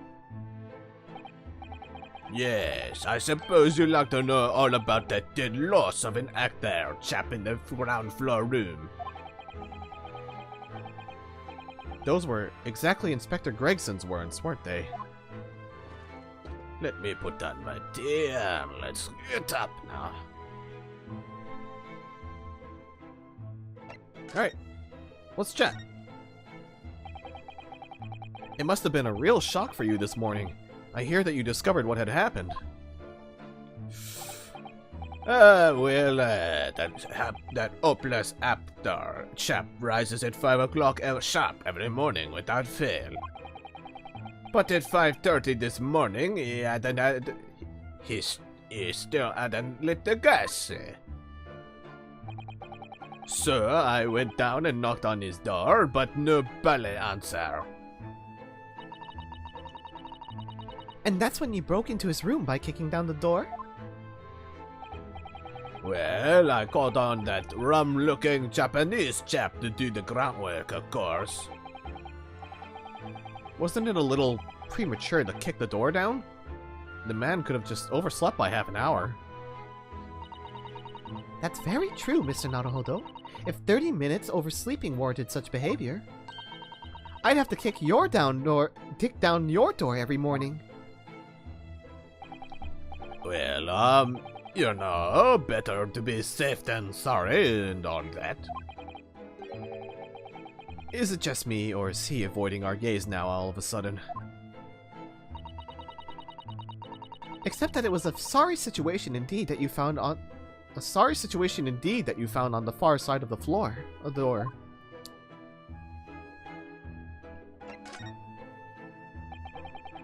The victim's name is Mr. Shamspear, I believe. Is that right? Yes, William Shamspear. Took the ground floor room 3 months ago now. And how would you describe him? In a word, destitute. Destitute? Well, let's face it. The only redeeming feature of that room is the cheap rent. Anyone wanting to live in a place like that is either broke or has barely a screw loose. So hard to choose which category Soseki-san would fall into. Mr. Naruhodo, that's a little rude. He was doing research as well. Research? Into what? Shakespeare, of course, Shakespeare.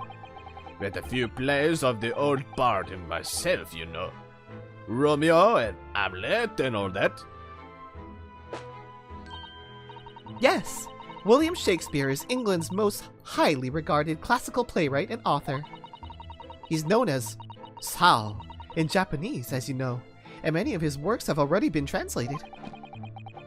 It seems incredible that Shakespeare was shortened to Sao, though. Someone who was too heavy-handed there. Oh, I saw a save symbol already. There were a lot of costumes in the victim's room, actually, weren't there? Of course, Mr. Natsume is a scholar of English literature as well. I imagine he and Mr. Shamspear would have had much in common.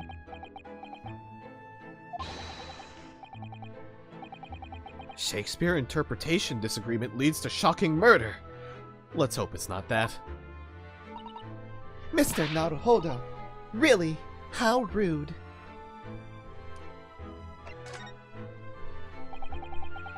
After Mr. Natsume's trial yesterday, you came straight back here, I believe, didn't you? Did you notice anything strange between then and this morning? Well, now, let's see. Must have been about 6 in the evening by the time I got home. Snow was coming down rather heavily, as I remember, and it was completely dark already. That failed actor chap was out at the time. Mr. Garridem noticed there was no light from his room or something, I suppose. Couldn't summon the energy for anything much, so I just sat in front of the fire up here. It was after 8 before Shamspear got back, and the chap was up until past 1 in the morning, I'll have you know. Suppose he met his end sometime after that. I was asleep by then, so I'm rather in the dark there. Well, thank you. That was very illuminating. Is everything alright, Mrs. Sato? Well, I was just thinking it's a little strange, that's all. Mr. Garrideb, you were up here in your room all evening, if I've understood correctly? Not a big fan of stairs, not with this blasted leg. Then, how is it that you seem to know? The precise movements of your tenant on the ground floor, I mean.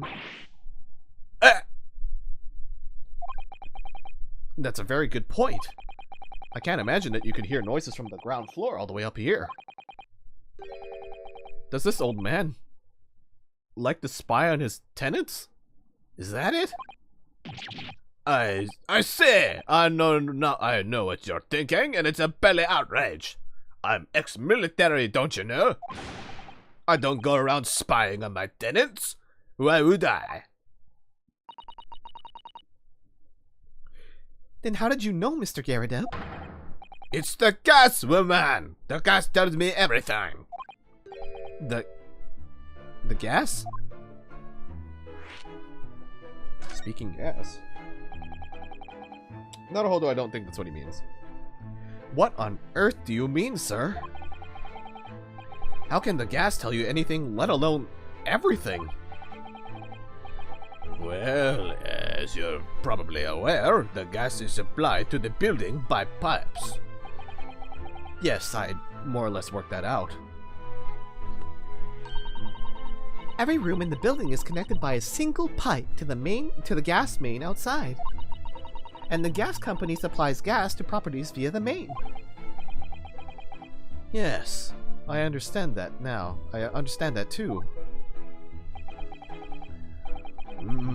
Let me see if I can explain.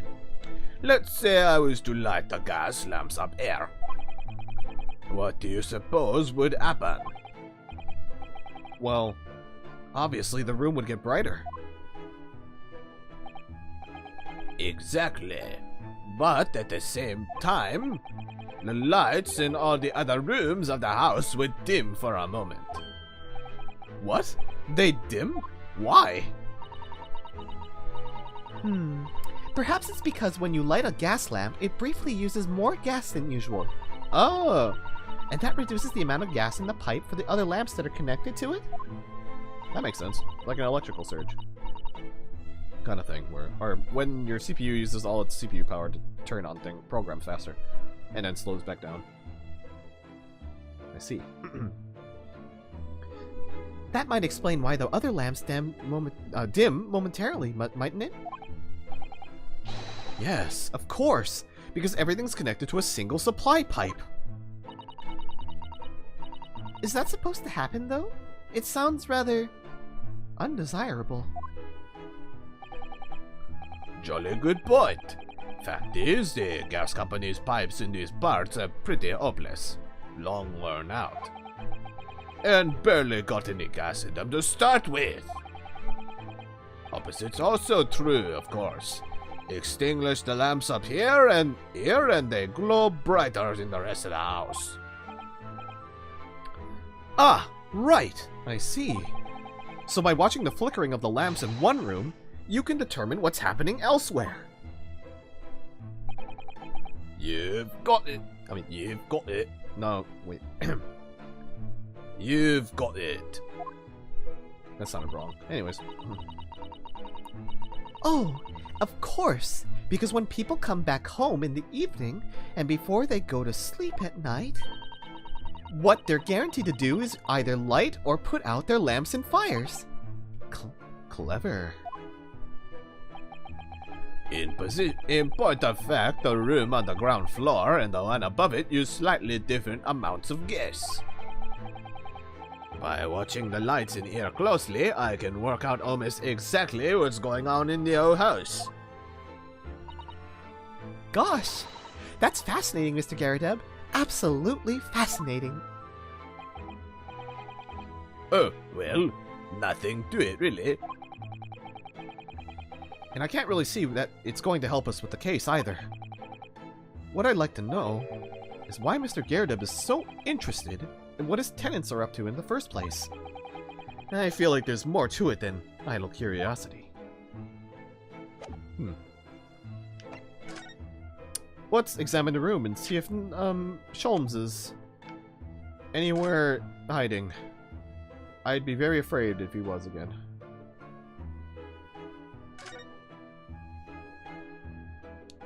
Okay, so why would he be curious? I don't really see anything I can really pick off the top of my head in the room. That would be interesting to point out. And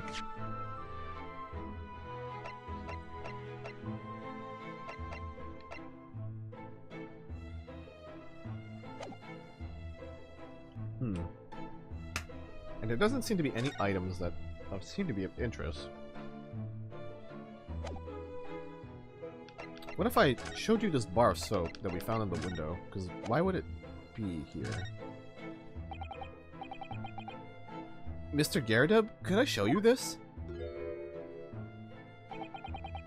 Been quite a couple of days, as you can imagine. I'm afraid I'm rather tired. Haven't really got the energy in the old eyeballs, to be honest with you. Some other time, then.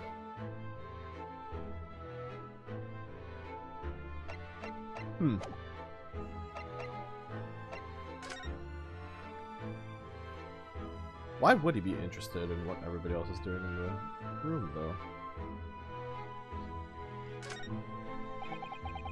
We know what that screen is hiding now. The aftermath of the fiery altercation the other day. Don't suppose I'll be able to clear that mess up for some time now. Oh dear, this must be a very difficult situation for you. I'll say. People talk about twists of fate and whatnot. But this is a twist and a half. A rotten show all around. He's clearly struggling with everything that's happened.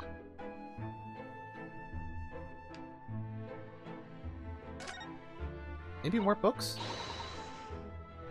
Oh, a copy of Rant's magazine. The Adventures of Sherlock Sholmes is being read all over London. Isn't it wonderful? Naturally, one asks oneself if such a singular detective could really exist. But having met the chap, it's undeniable. He is most certainly singular. Singularly dangerous. That's genuine public opinion for you, Mrs. Sato. Perhaps it should be reflected in the stories. Make no mistake, Mr. Naruhodo. I intend to snuff out the sort of public opinion we just heard personally. I'm starting to see where Mr. Sholmes' untainted reputation comes from now.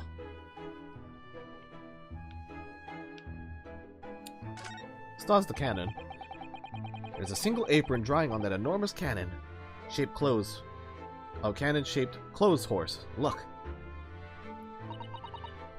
No, Naruhodo. That's a real cannon. Okay, are we just gonna go through this old dialogue, I think? I knew that. I was just testing you.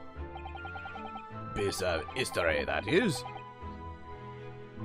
Seen plenty of action on the battlefield, I can tell you. Now the old girl and I are just enjoying the peace and quiet of retirement together. And of course, she'd come in handy if enemy decided to launch an attack again. Is there a war going on that I didn't know about? This is all army uniform. This is metal, but like... Maybe if we look at the window again. There's a good view over the wintry east and up... Oh, there's a good view over the wintry east and from up here. It's an oppressively gray scene. There's really nothing comparable in Japan. And down below, Briar Road.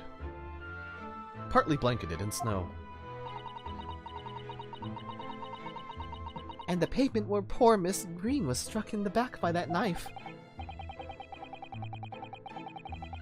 Thinking about it, this is the only room in this building that actually has a window to the outside world.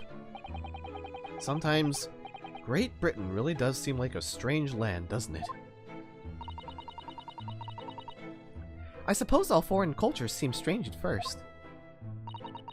Imagine how an Englishman would feel on arriving in Japan and seeing people with a Chon Mage top knot. Well, that's a good point.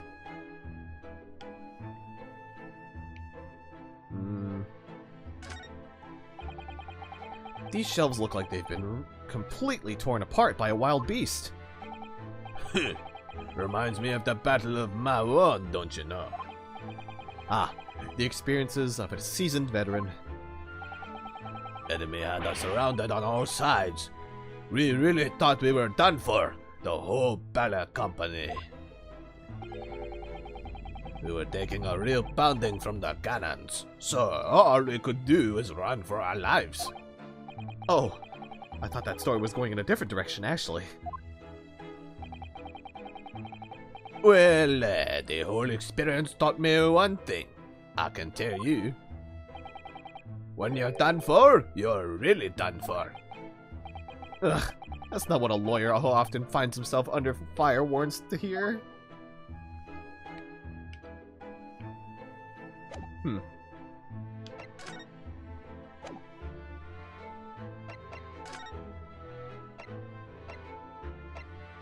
What do you know anything about this envelope? No, I don't think... No, it doesn't seem so. Okay. How about we go back outside and see if there's anything that we missed. Because it did pop up the dialogue thing.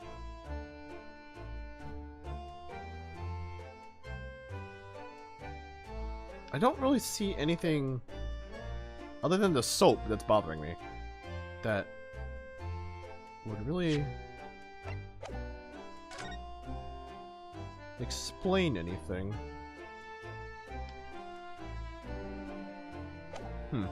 Maybe we just need to go to prison.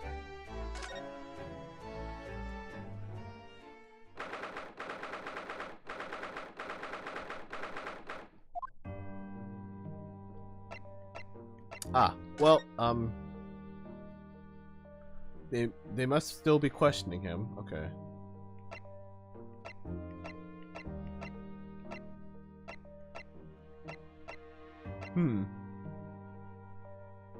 Did we miss anything else in Shamspeare's room?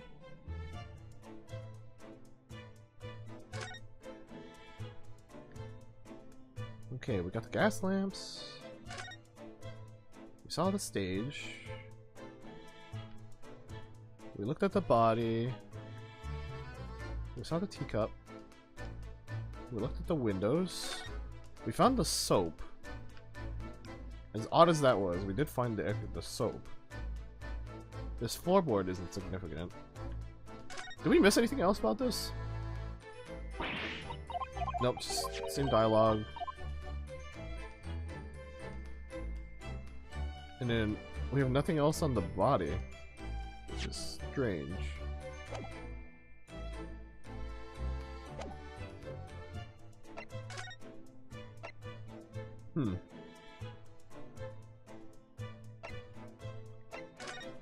I guess I'll just try to read more dialogue in the outside and see if I missed anything.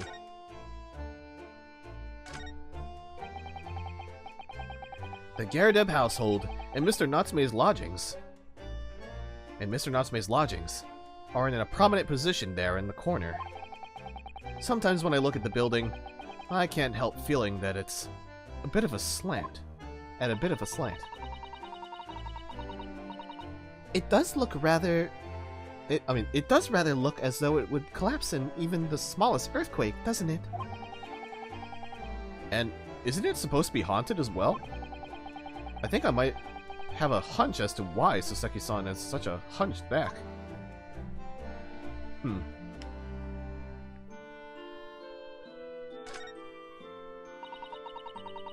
There always seems to be a bicycle outside the Garadeb residence.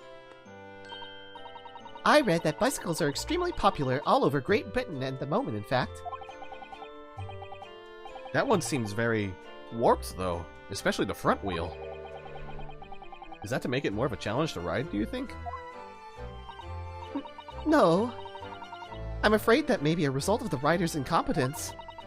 For the front wheel to be so badly warped, I'm afraid the rider may have been similarly afflicted. Then there's a good chance Mr. Noxby has been practicing on this bicycle, I think. Oh dear. I fear you might be right. Yeah, I can imagine that being so Sekirsan. London's blanketed in fog again today, and the sky is covered in cloud.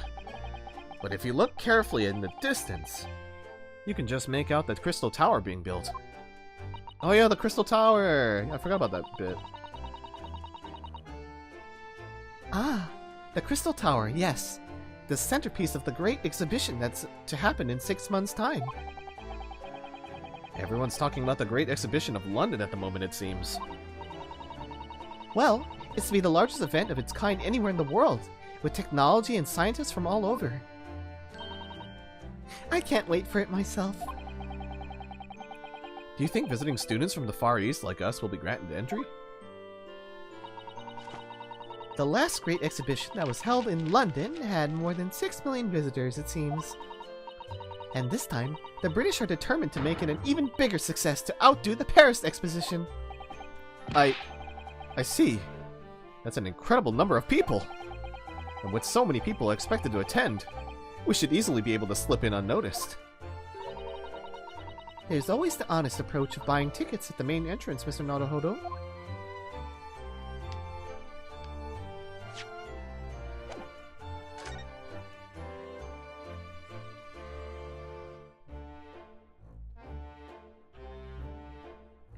Just the snowman. Why has somebody built a snowman on some sort of pedestal, do you think? That's not a pedestal, Mr. Naruhodo. That's part of the snowman's body. Really? But it really has a perfectly good body. Well, it's true that British snowmen are usually made with 2 balls of snow. Perhaps this is a foreigner. And now we're looking at him as if he's strange.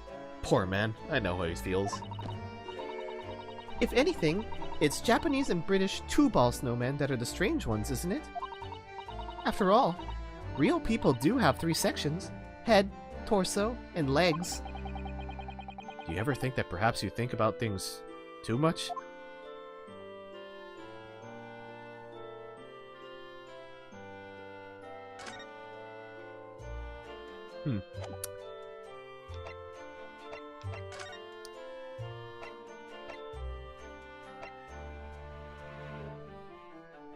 I feel like we need to spend a little more time investigating here. Really? What did I miss, though?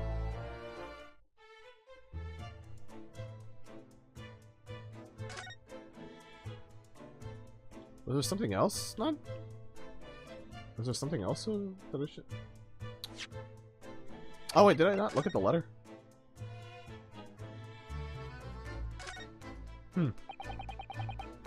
Whoever opened this envelope didn't bother with a letter opener or scissors, did they?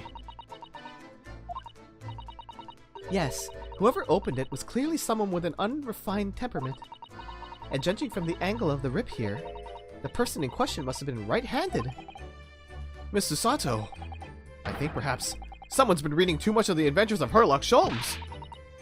You can never read too much of it, Mr. Naruhodo. Never!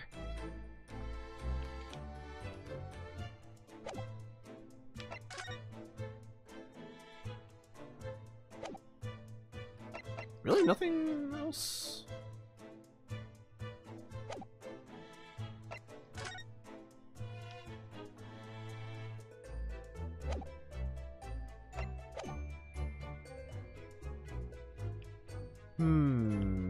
Did I miss something?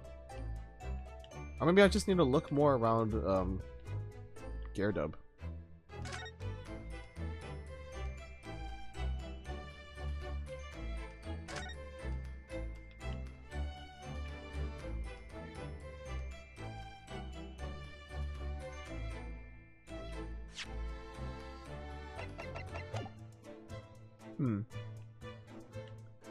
What about the gas?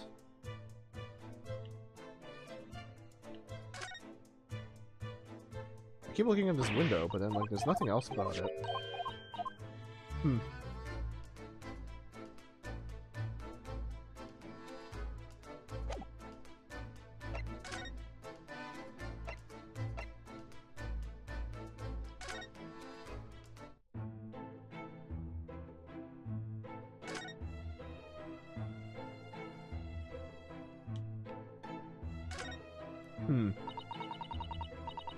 That's your military uniform, isn't it, Mr. Gyarados?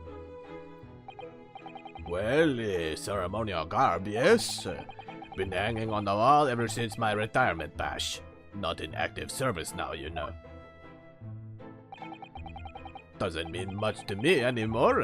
You could have the old thing if you wanted it. Well, it might suit Lord Van Zeeks, perhaps.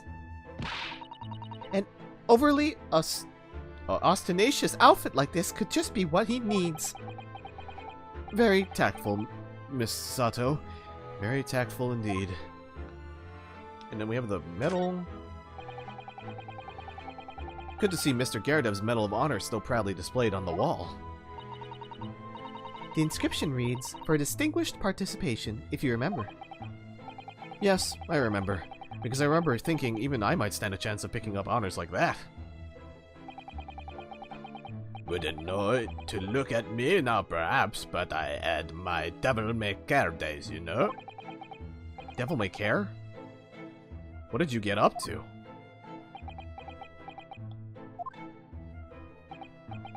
Well, all in the past now, of course. All and best left there. Best not! I want to know now!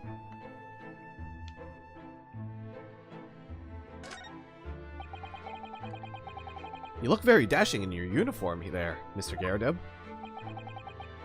Ah, that old portrait, eh? Drawn by an artist student who used to rent a room downstairs.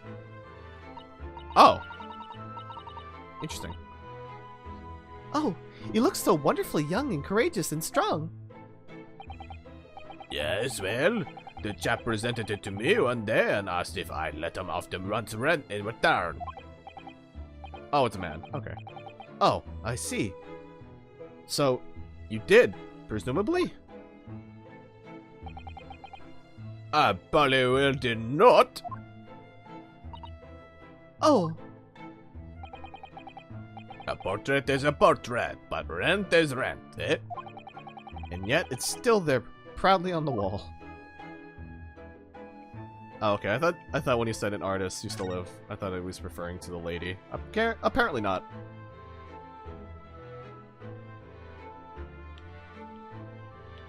Well, might as well observe this last thing in his room, and then try to figure out where else to go. That's an impressive collection of cakes on that fancy silver cake stand there. I feel sure that it was full of cakes when we first investigated in here as well. Yes, quite right. I haven't touched it since. Haven't done much at all, really, since it all happened.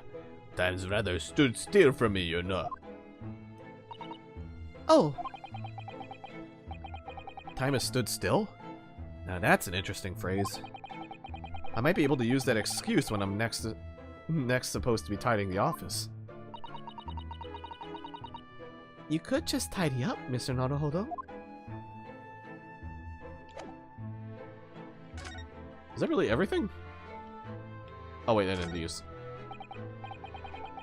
Ah yes, those enormous mortar shells. It's quite something seeing them up close, isn't it? Didn't you say something about firing them into the barracks, Mr. Gyarados? Ah, you remember, do you? Just a little mishap that occurred during training one day. What are you doing firing on your own men? The captain bellowed at me. I'm not surprised. A little mishap doesn't really do it justice, does it? Well, one has these little incidents when one's a hot-headed young brevet. Perhaps I should put some evidence that resulted from one of my little mess-ups on display. Oh, does the great lawyer, like the great detective, want to exhibit some trophies of his finest moments? Well, I think that is actually everything examined, and I don't know what I'm missing.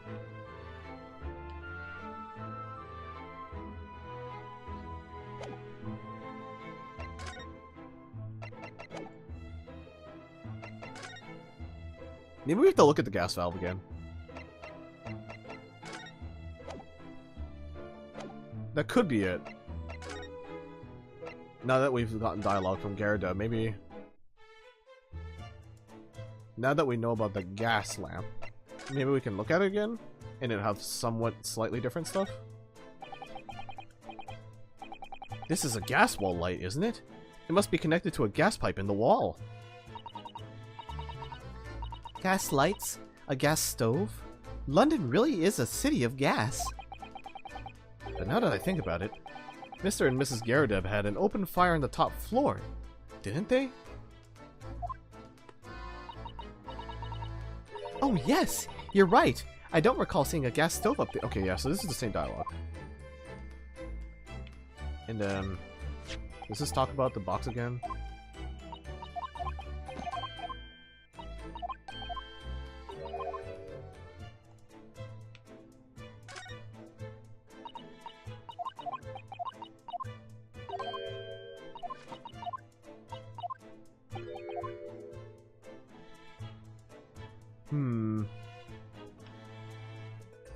I feel like I'm missing something here.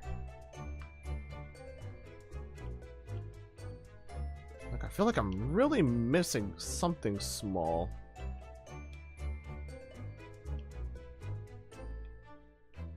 And I don't know what.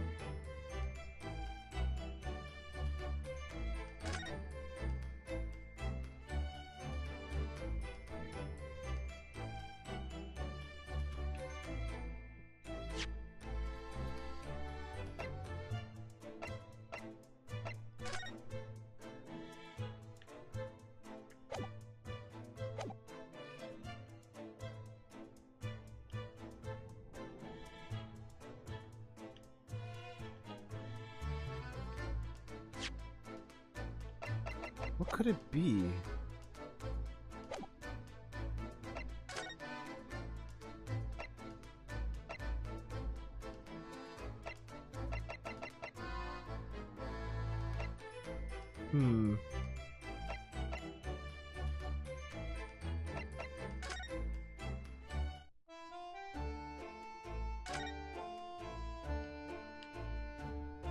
What could I be missing?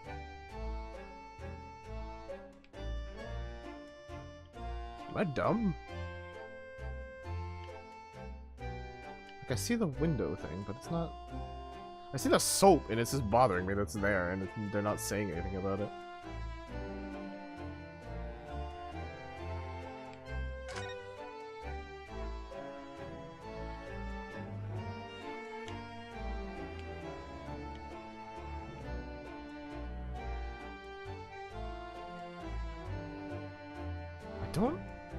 I don't see anything. What is happening to me?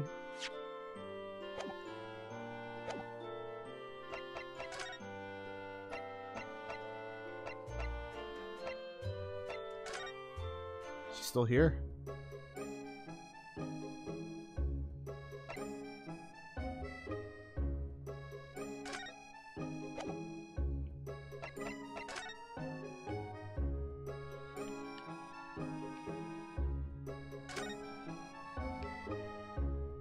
There's a rat. There are all sorts of medicines in this cabinet. Look, I'm not sure if it's safe leaving them in reach of everyone like this. Yes, you're right. I can imagine if you were peckish, you might try a whole bottle or two. Well, at least there seems to be a little lock to secure the cabinet doors. I don't imagine that would stop you if you were hungry. I worry that you'd break the lock. Hunger doesn't turn me into a criminal, you know, Miss Susato.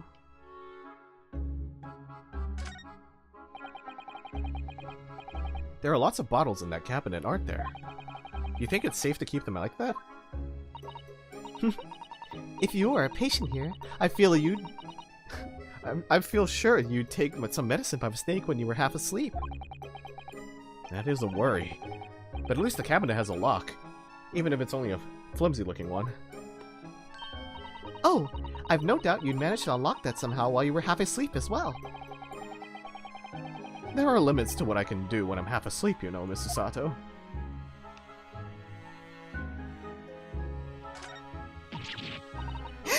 A rat! A mouse, Mr. Naruhodo! An enormous mouse! Vermin in a hospital? That doesn't seem the best. But it looks like a very healthy specimen, doesn't it? It's very plump. I'm not sure we can say that it's down to the excellence of this facility, if that's what you were thinking.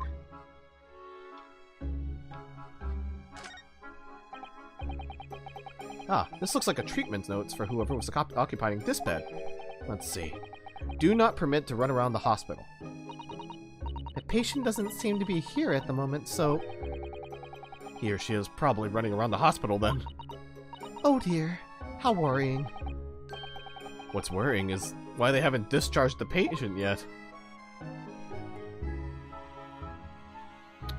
I don't know why I came here. I don't think there's anything here.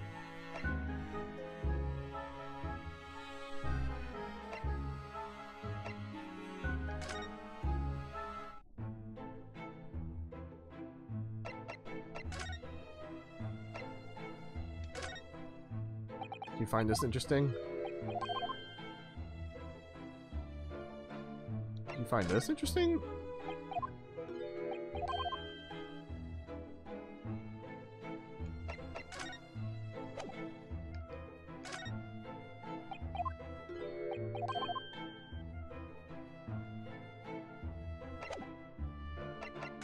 Curious and curiouser. What thing could I possibly be missing? I'm so stumped.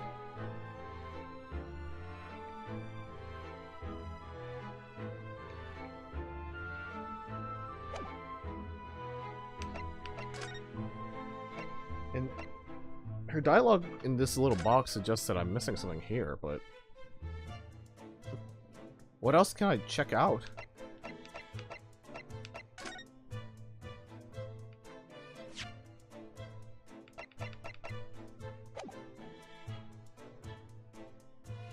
Oh. Wait, did it not let me examine this earlier? What? Was I just missing it? I can't believe it. God damn it. Ah, one of the teacups that Mr. Shamspear had in his guest drank from last night. But don't go drinking from them, Mr. Naruhodo. There's bitter poison inside. I'm not planning on drinking any, don't worry. Anyway, the cups are both empty. That's true. So one was Mr. Shamspear's, and the other must be the cup that Mr. Natsume was drinking from. But Soseki-san wasn't poisoned, of course. Perhaps we should take these so that we can examine them in more detail later. Okay. I guess I missed that somehow. Thanks, cursor? I'm gonna assume this is... I'm gonna assume this is Sholmes. Looks like you're having a good snoop around, eh? Oh, nope, it is him. It's Gregson, my bad. Inspector Gregson? Back so soon? After I threw that little Japanese fella in the clink, I went and reported this to the investigation division. In 5 minutes' time, this place will be cordoned off by the yard. Oh, I see. Well, we'd better be leaving then. Poor Mr. Natsume must be feeling very low being back in a cell so soon.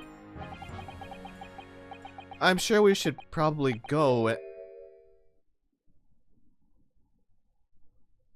I did see that in the corner of my eye, him moving up, but what? What's wrong, Mr. Naruhodo?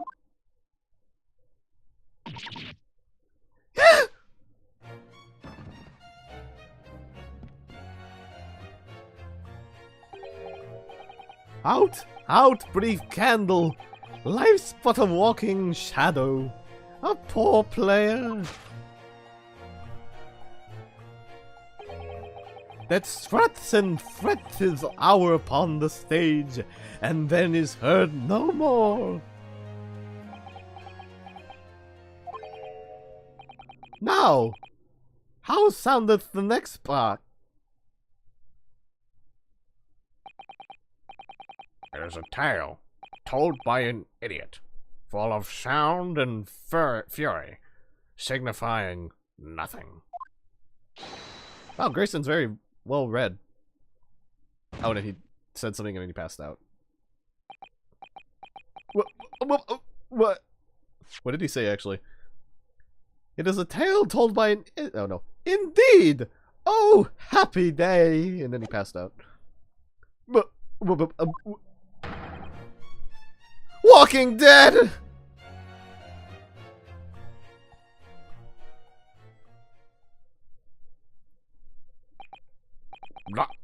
The fella isn't dead at all? What was that nonsense he was saying, though? I think, yes, it was from William Shakespeare's Macbeth. A soliloquy from Act 5, Scene 5. Shakespeare.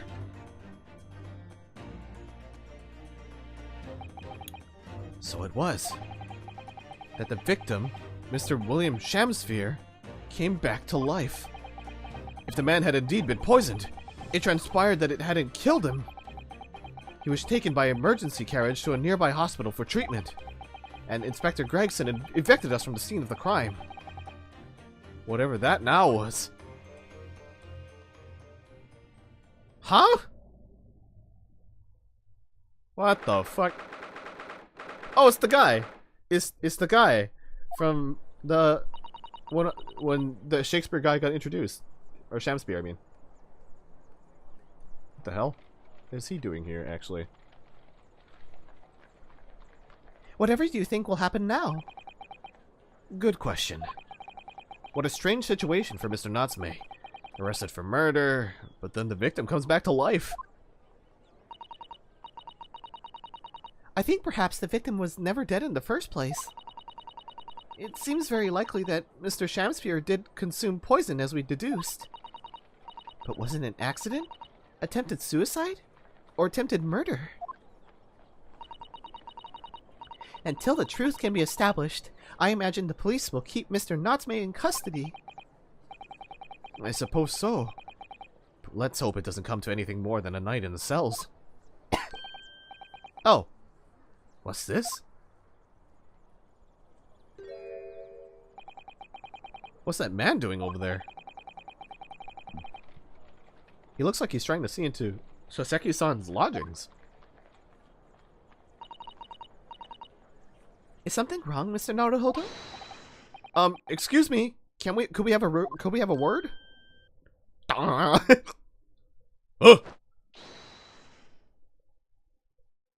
Oh, he's gone. He just ran off. I feel sure that I've seen that man somewhere before. Where was it? I do too, but I don't remember.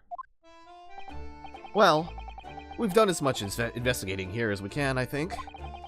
Perhaps we ought to go to the prison and speak with Mr. Natsume again. A good idea.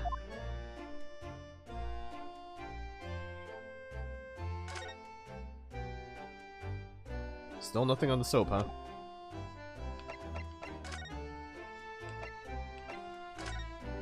Alright, we can talk to Natsume again.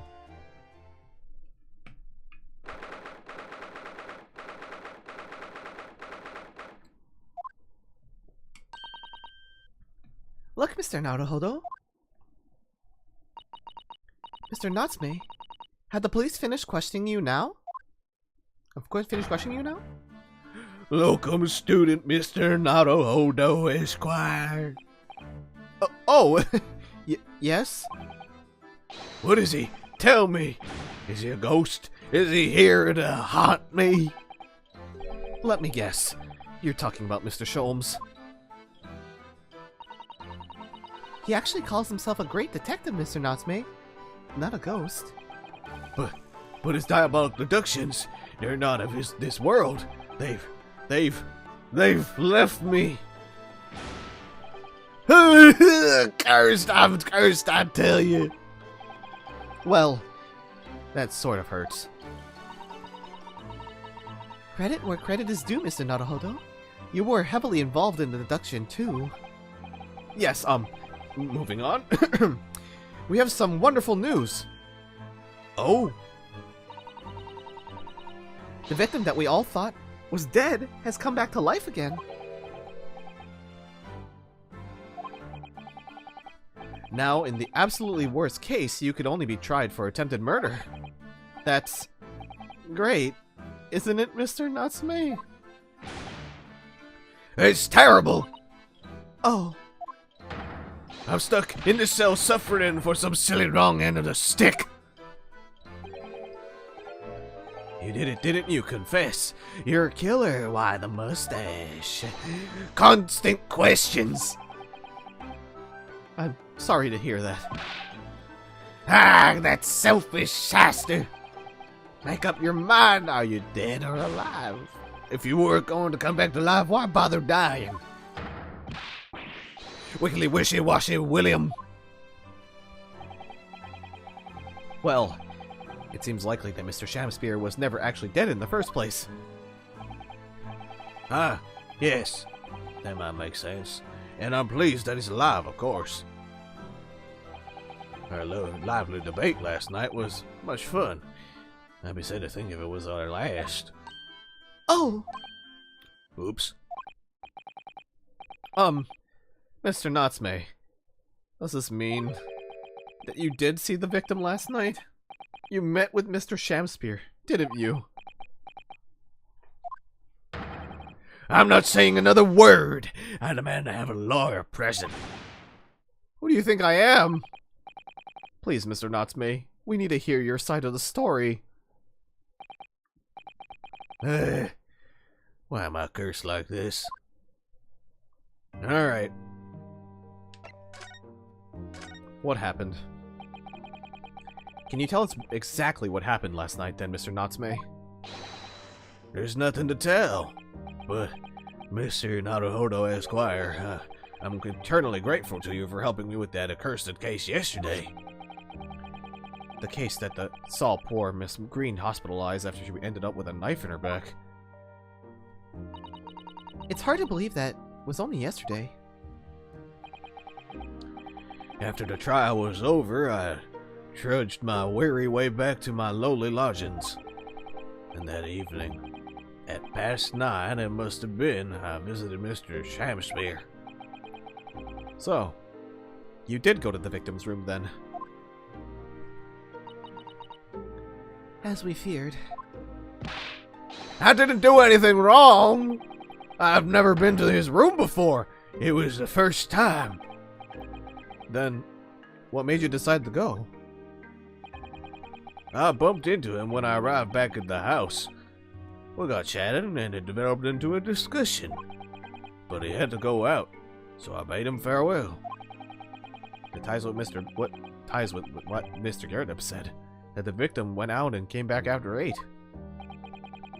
We met again later that evening at around 9 or just after, when I took him some nice tea I brewed as a gift.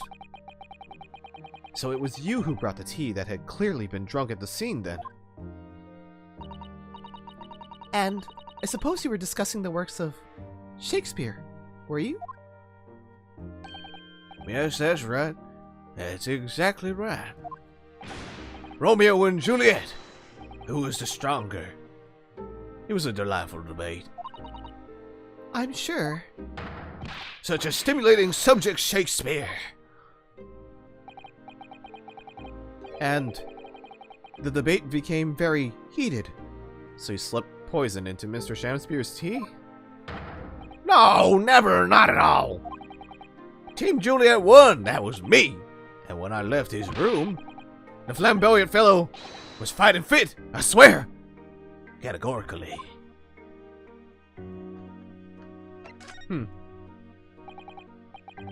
Mr. Natsume, you often say the same thing about yourself, I've noticed. That you have a cursed existence. I'm sure I've mentioned this to you before, but I've been here in Great Britain for a year now, and in that time I've learned that it's no place for me. It can be very trying to live in a foreign land and adapt to the ways of another culture. There are foreigners everywhere I look, and they all stare at me. They all laugh. That's the impression I get whenever I go out. It makes me scared to leave my room. Which is why I've become a recluse. But even in my room I find no respite for my fears. I've moved more times than I can remember. And then 1 week ago I moved into Briar Road. But why, I mean? Why did you choose that place? It doesn't seem very comfortable. Because the rent is cheap. I have so little money, it spoke to me. The rent? Obviously, there's a reason why it's cheap. Because the room is cursed. Cursed? Cursed how? The previous occupant, the man who lived there before I took the room, died there. Oh no! He was only a young man, but one morning he was found dead and no one could explain why. Surely no one would want to live in a room with a history like that. I didn't. When the letting agent recommended the place, I wavered. But I want books, and books cost money. A horrible history is a small price to pay. When I realized it would mean I could buy more books, I signed the lease like lightning. Brave or blinkered? But after I moved in, I soon came to realize what I had done. I realized how horrible that room's history really was. Gosh, was it really so awful?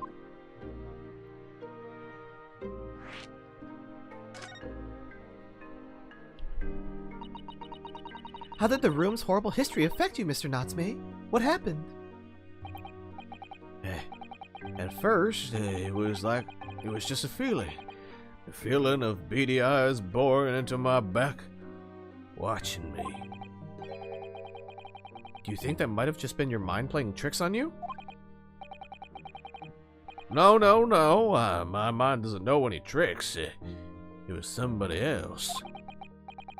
It's been one long nightmare ever since I was given the keys to the place. A nightmare? You've been having bad dreams, you mean? All the souls who died in that room, I lean over them for me in my sleep and try to strangle me. That really is horrible. And now that I come to think of it, it happened again last night too. Very same night that Mr. Shamspeare was writhing in agony from the poison in his body. I was on the verge of being suffocated silently by those miserable spirits in my room. You simply must move out of that room as soon as possible. Yes, you're right. I know it, and that's why I'm already searching for the next room with a history to call home. I think perhaps you should try to avoid accommodation with any kind of history at all. Otherwise, I'm scared that you yourself may become history. Phew, Susato-san knows how to make this man listen.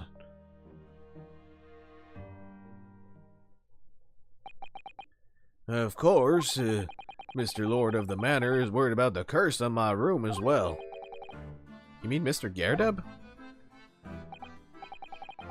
Yes, he knows that if people keep dying there, he'll never be able to rent it out again. Well, that's true. I, for one, wouldn't go near the place. Perhaps! That may explain why the landlord pays so much attention to the gas lamps in his tenants' movements. You mean because he's worried about their well-being? He does seem to have an unusually keen interest in the amount of gas in the pipes. There must be a reason why he keeps such close tabs on the occupants of his let rooms. What do you mean? He pays so much attention to the gas lamps. Oh dear, no. It's nothing to do with you, Mr. Natsume. Please forget I said anything. Oh, now you're talking about me behind my back as well? What's important is that Mr. Shamspear isn't in fact dead at all. Once he's come around and he's able to tell us what happened, we'll be able to get you released. Yes, please. Oh, I do hope you're right. Ahem. Excuse me. No. God, I always keep... Damn it. Inspector Gregson. I couldn't help overhearing what you just said. And on that note, I have some good news and some bad news. Oh. Which do you want first? Always, every time, the bad news comes first.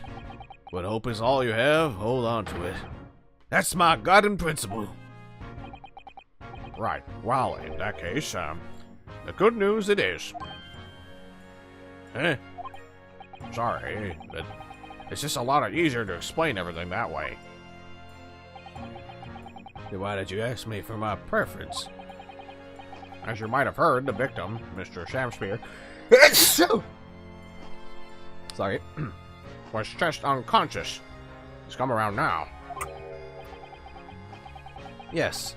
We saw it happen in all its terrifying glory. He's still being treated by the doctors, but we've managed to get a written statement from him already. Oh, isn't that wonderful, Mr. Natsume? Oh, thank goodness. It's all over then. I can leave this somber cell. Sorry, no. That's not on the cards. What? Why ever not, Inspector? Mr. Shamspear has implicated someone as being responsible for what happened last night. Implicated someone? Oh dear. You don't mean... I'm sorry to say I do, yes. He's pointed the finger at you, Mr. Natsume.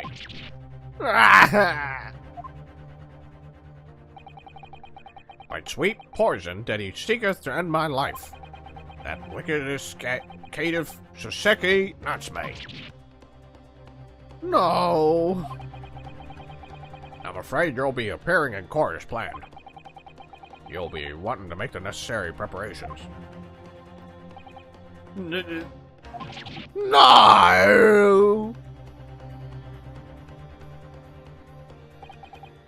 And so, once again, Soseki-san found himself having to take the dock in the Old Bailey. Whether his room was haunted or whether he was just terribly unlucky, I knew I had no choice. The following day, I would represent him in court and do my utmost to break the curse that blighted him. This seems like a to-be-continued kind of point. Hey, correct indeed.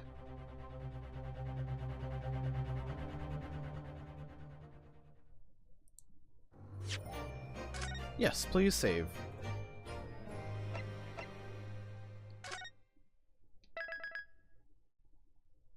Okay, yeah, so investigation section completed, and now we're on to the trial. So, okay, I guess this is like a fairly pretty good length of a case, so it's not like too long.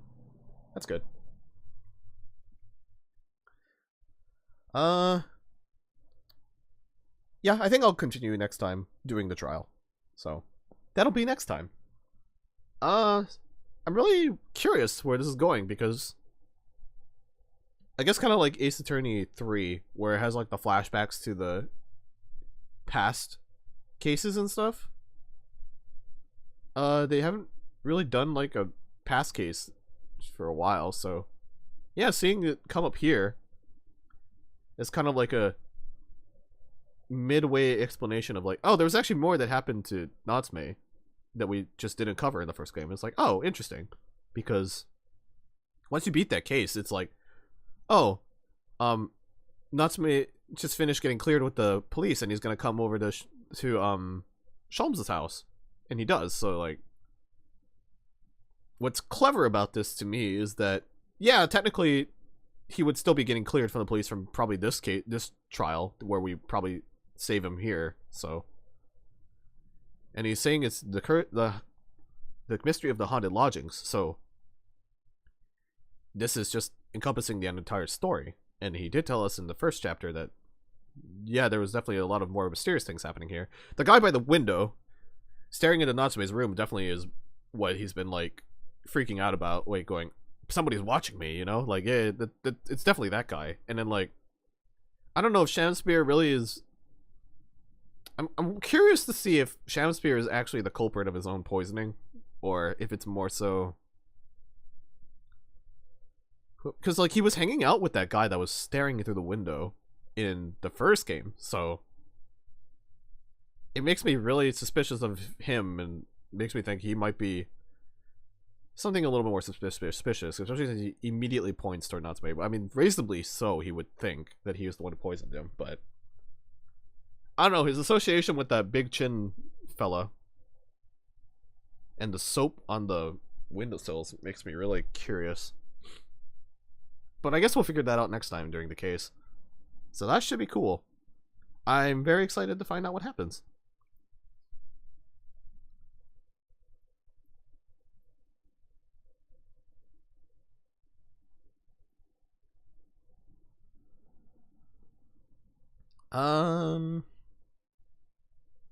I think tonight we're probably not going to do a raid. It's kind of awkward. But yeah. Thank you for coming by if you are here. I had a very good time with this chapter. It was very fun. Also, it didn't kill my voice as much as I thought it would. So, that's good. And I'm just not doing the trial because I have a feeling that if I go into the trial, it's going to be really like 3 or 4 hours. And I have to get up at 4 a.m. for my term, which is in like 7 hours to do... I'm doing 14 stuff. I'm doing a raid, so I have to get up early because of time zones. But yeah, so I don't think it would be a good idea for me to continue. Plus, if I think I continue, I'll probably go till like 12 and I still haven't eaten, so you know, still doing things. But yeah, thank you for coming by. Hope you had a good time. I'll try to continue this next week. I'm trying to make it so that I do this on Fridays like last time. And then maybe I can pull in some people. Like I might try to see if Kiro's free at some point. I don't know if he would be free next week to join in, but it'll be nice to bring him in again to help read some of the chapters and stuff. And then I don't know, maybe I was thinking about asking a few other people if they want to like hop in randomly. But we'll see. I don't really have anything planned stream-wise for anything upcoming on Saturday or Sunday. So if anything, it would just be random pop-ups on maybe Monday, Wednesday, if anything. And then Friday, I'm going to try and make this more consistent as a thing. Just Ace Attorney Friday or something. You know? Yeah. But yeah, have a good rest of you guys' night. And I'll see you guys next time. Bye-bye.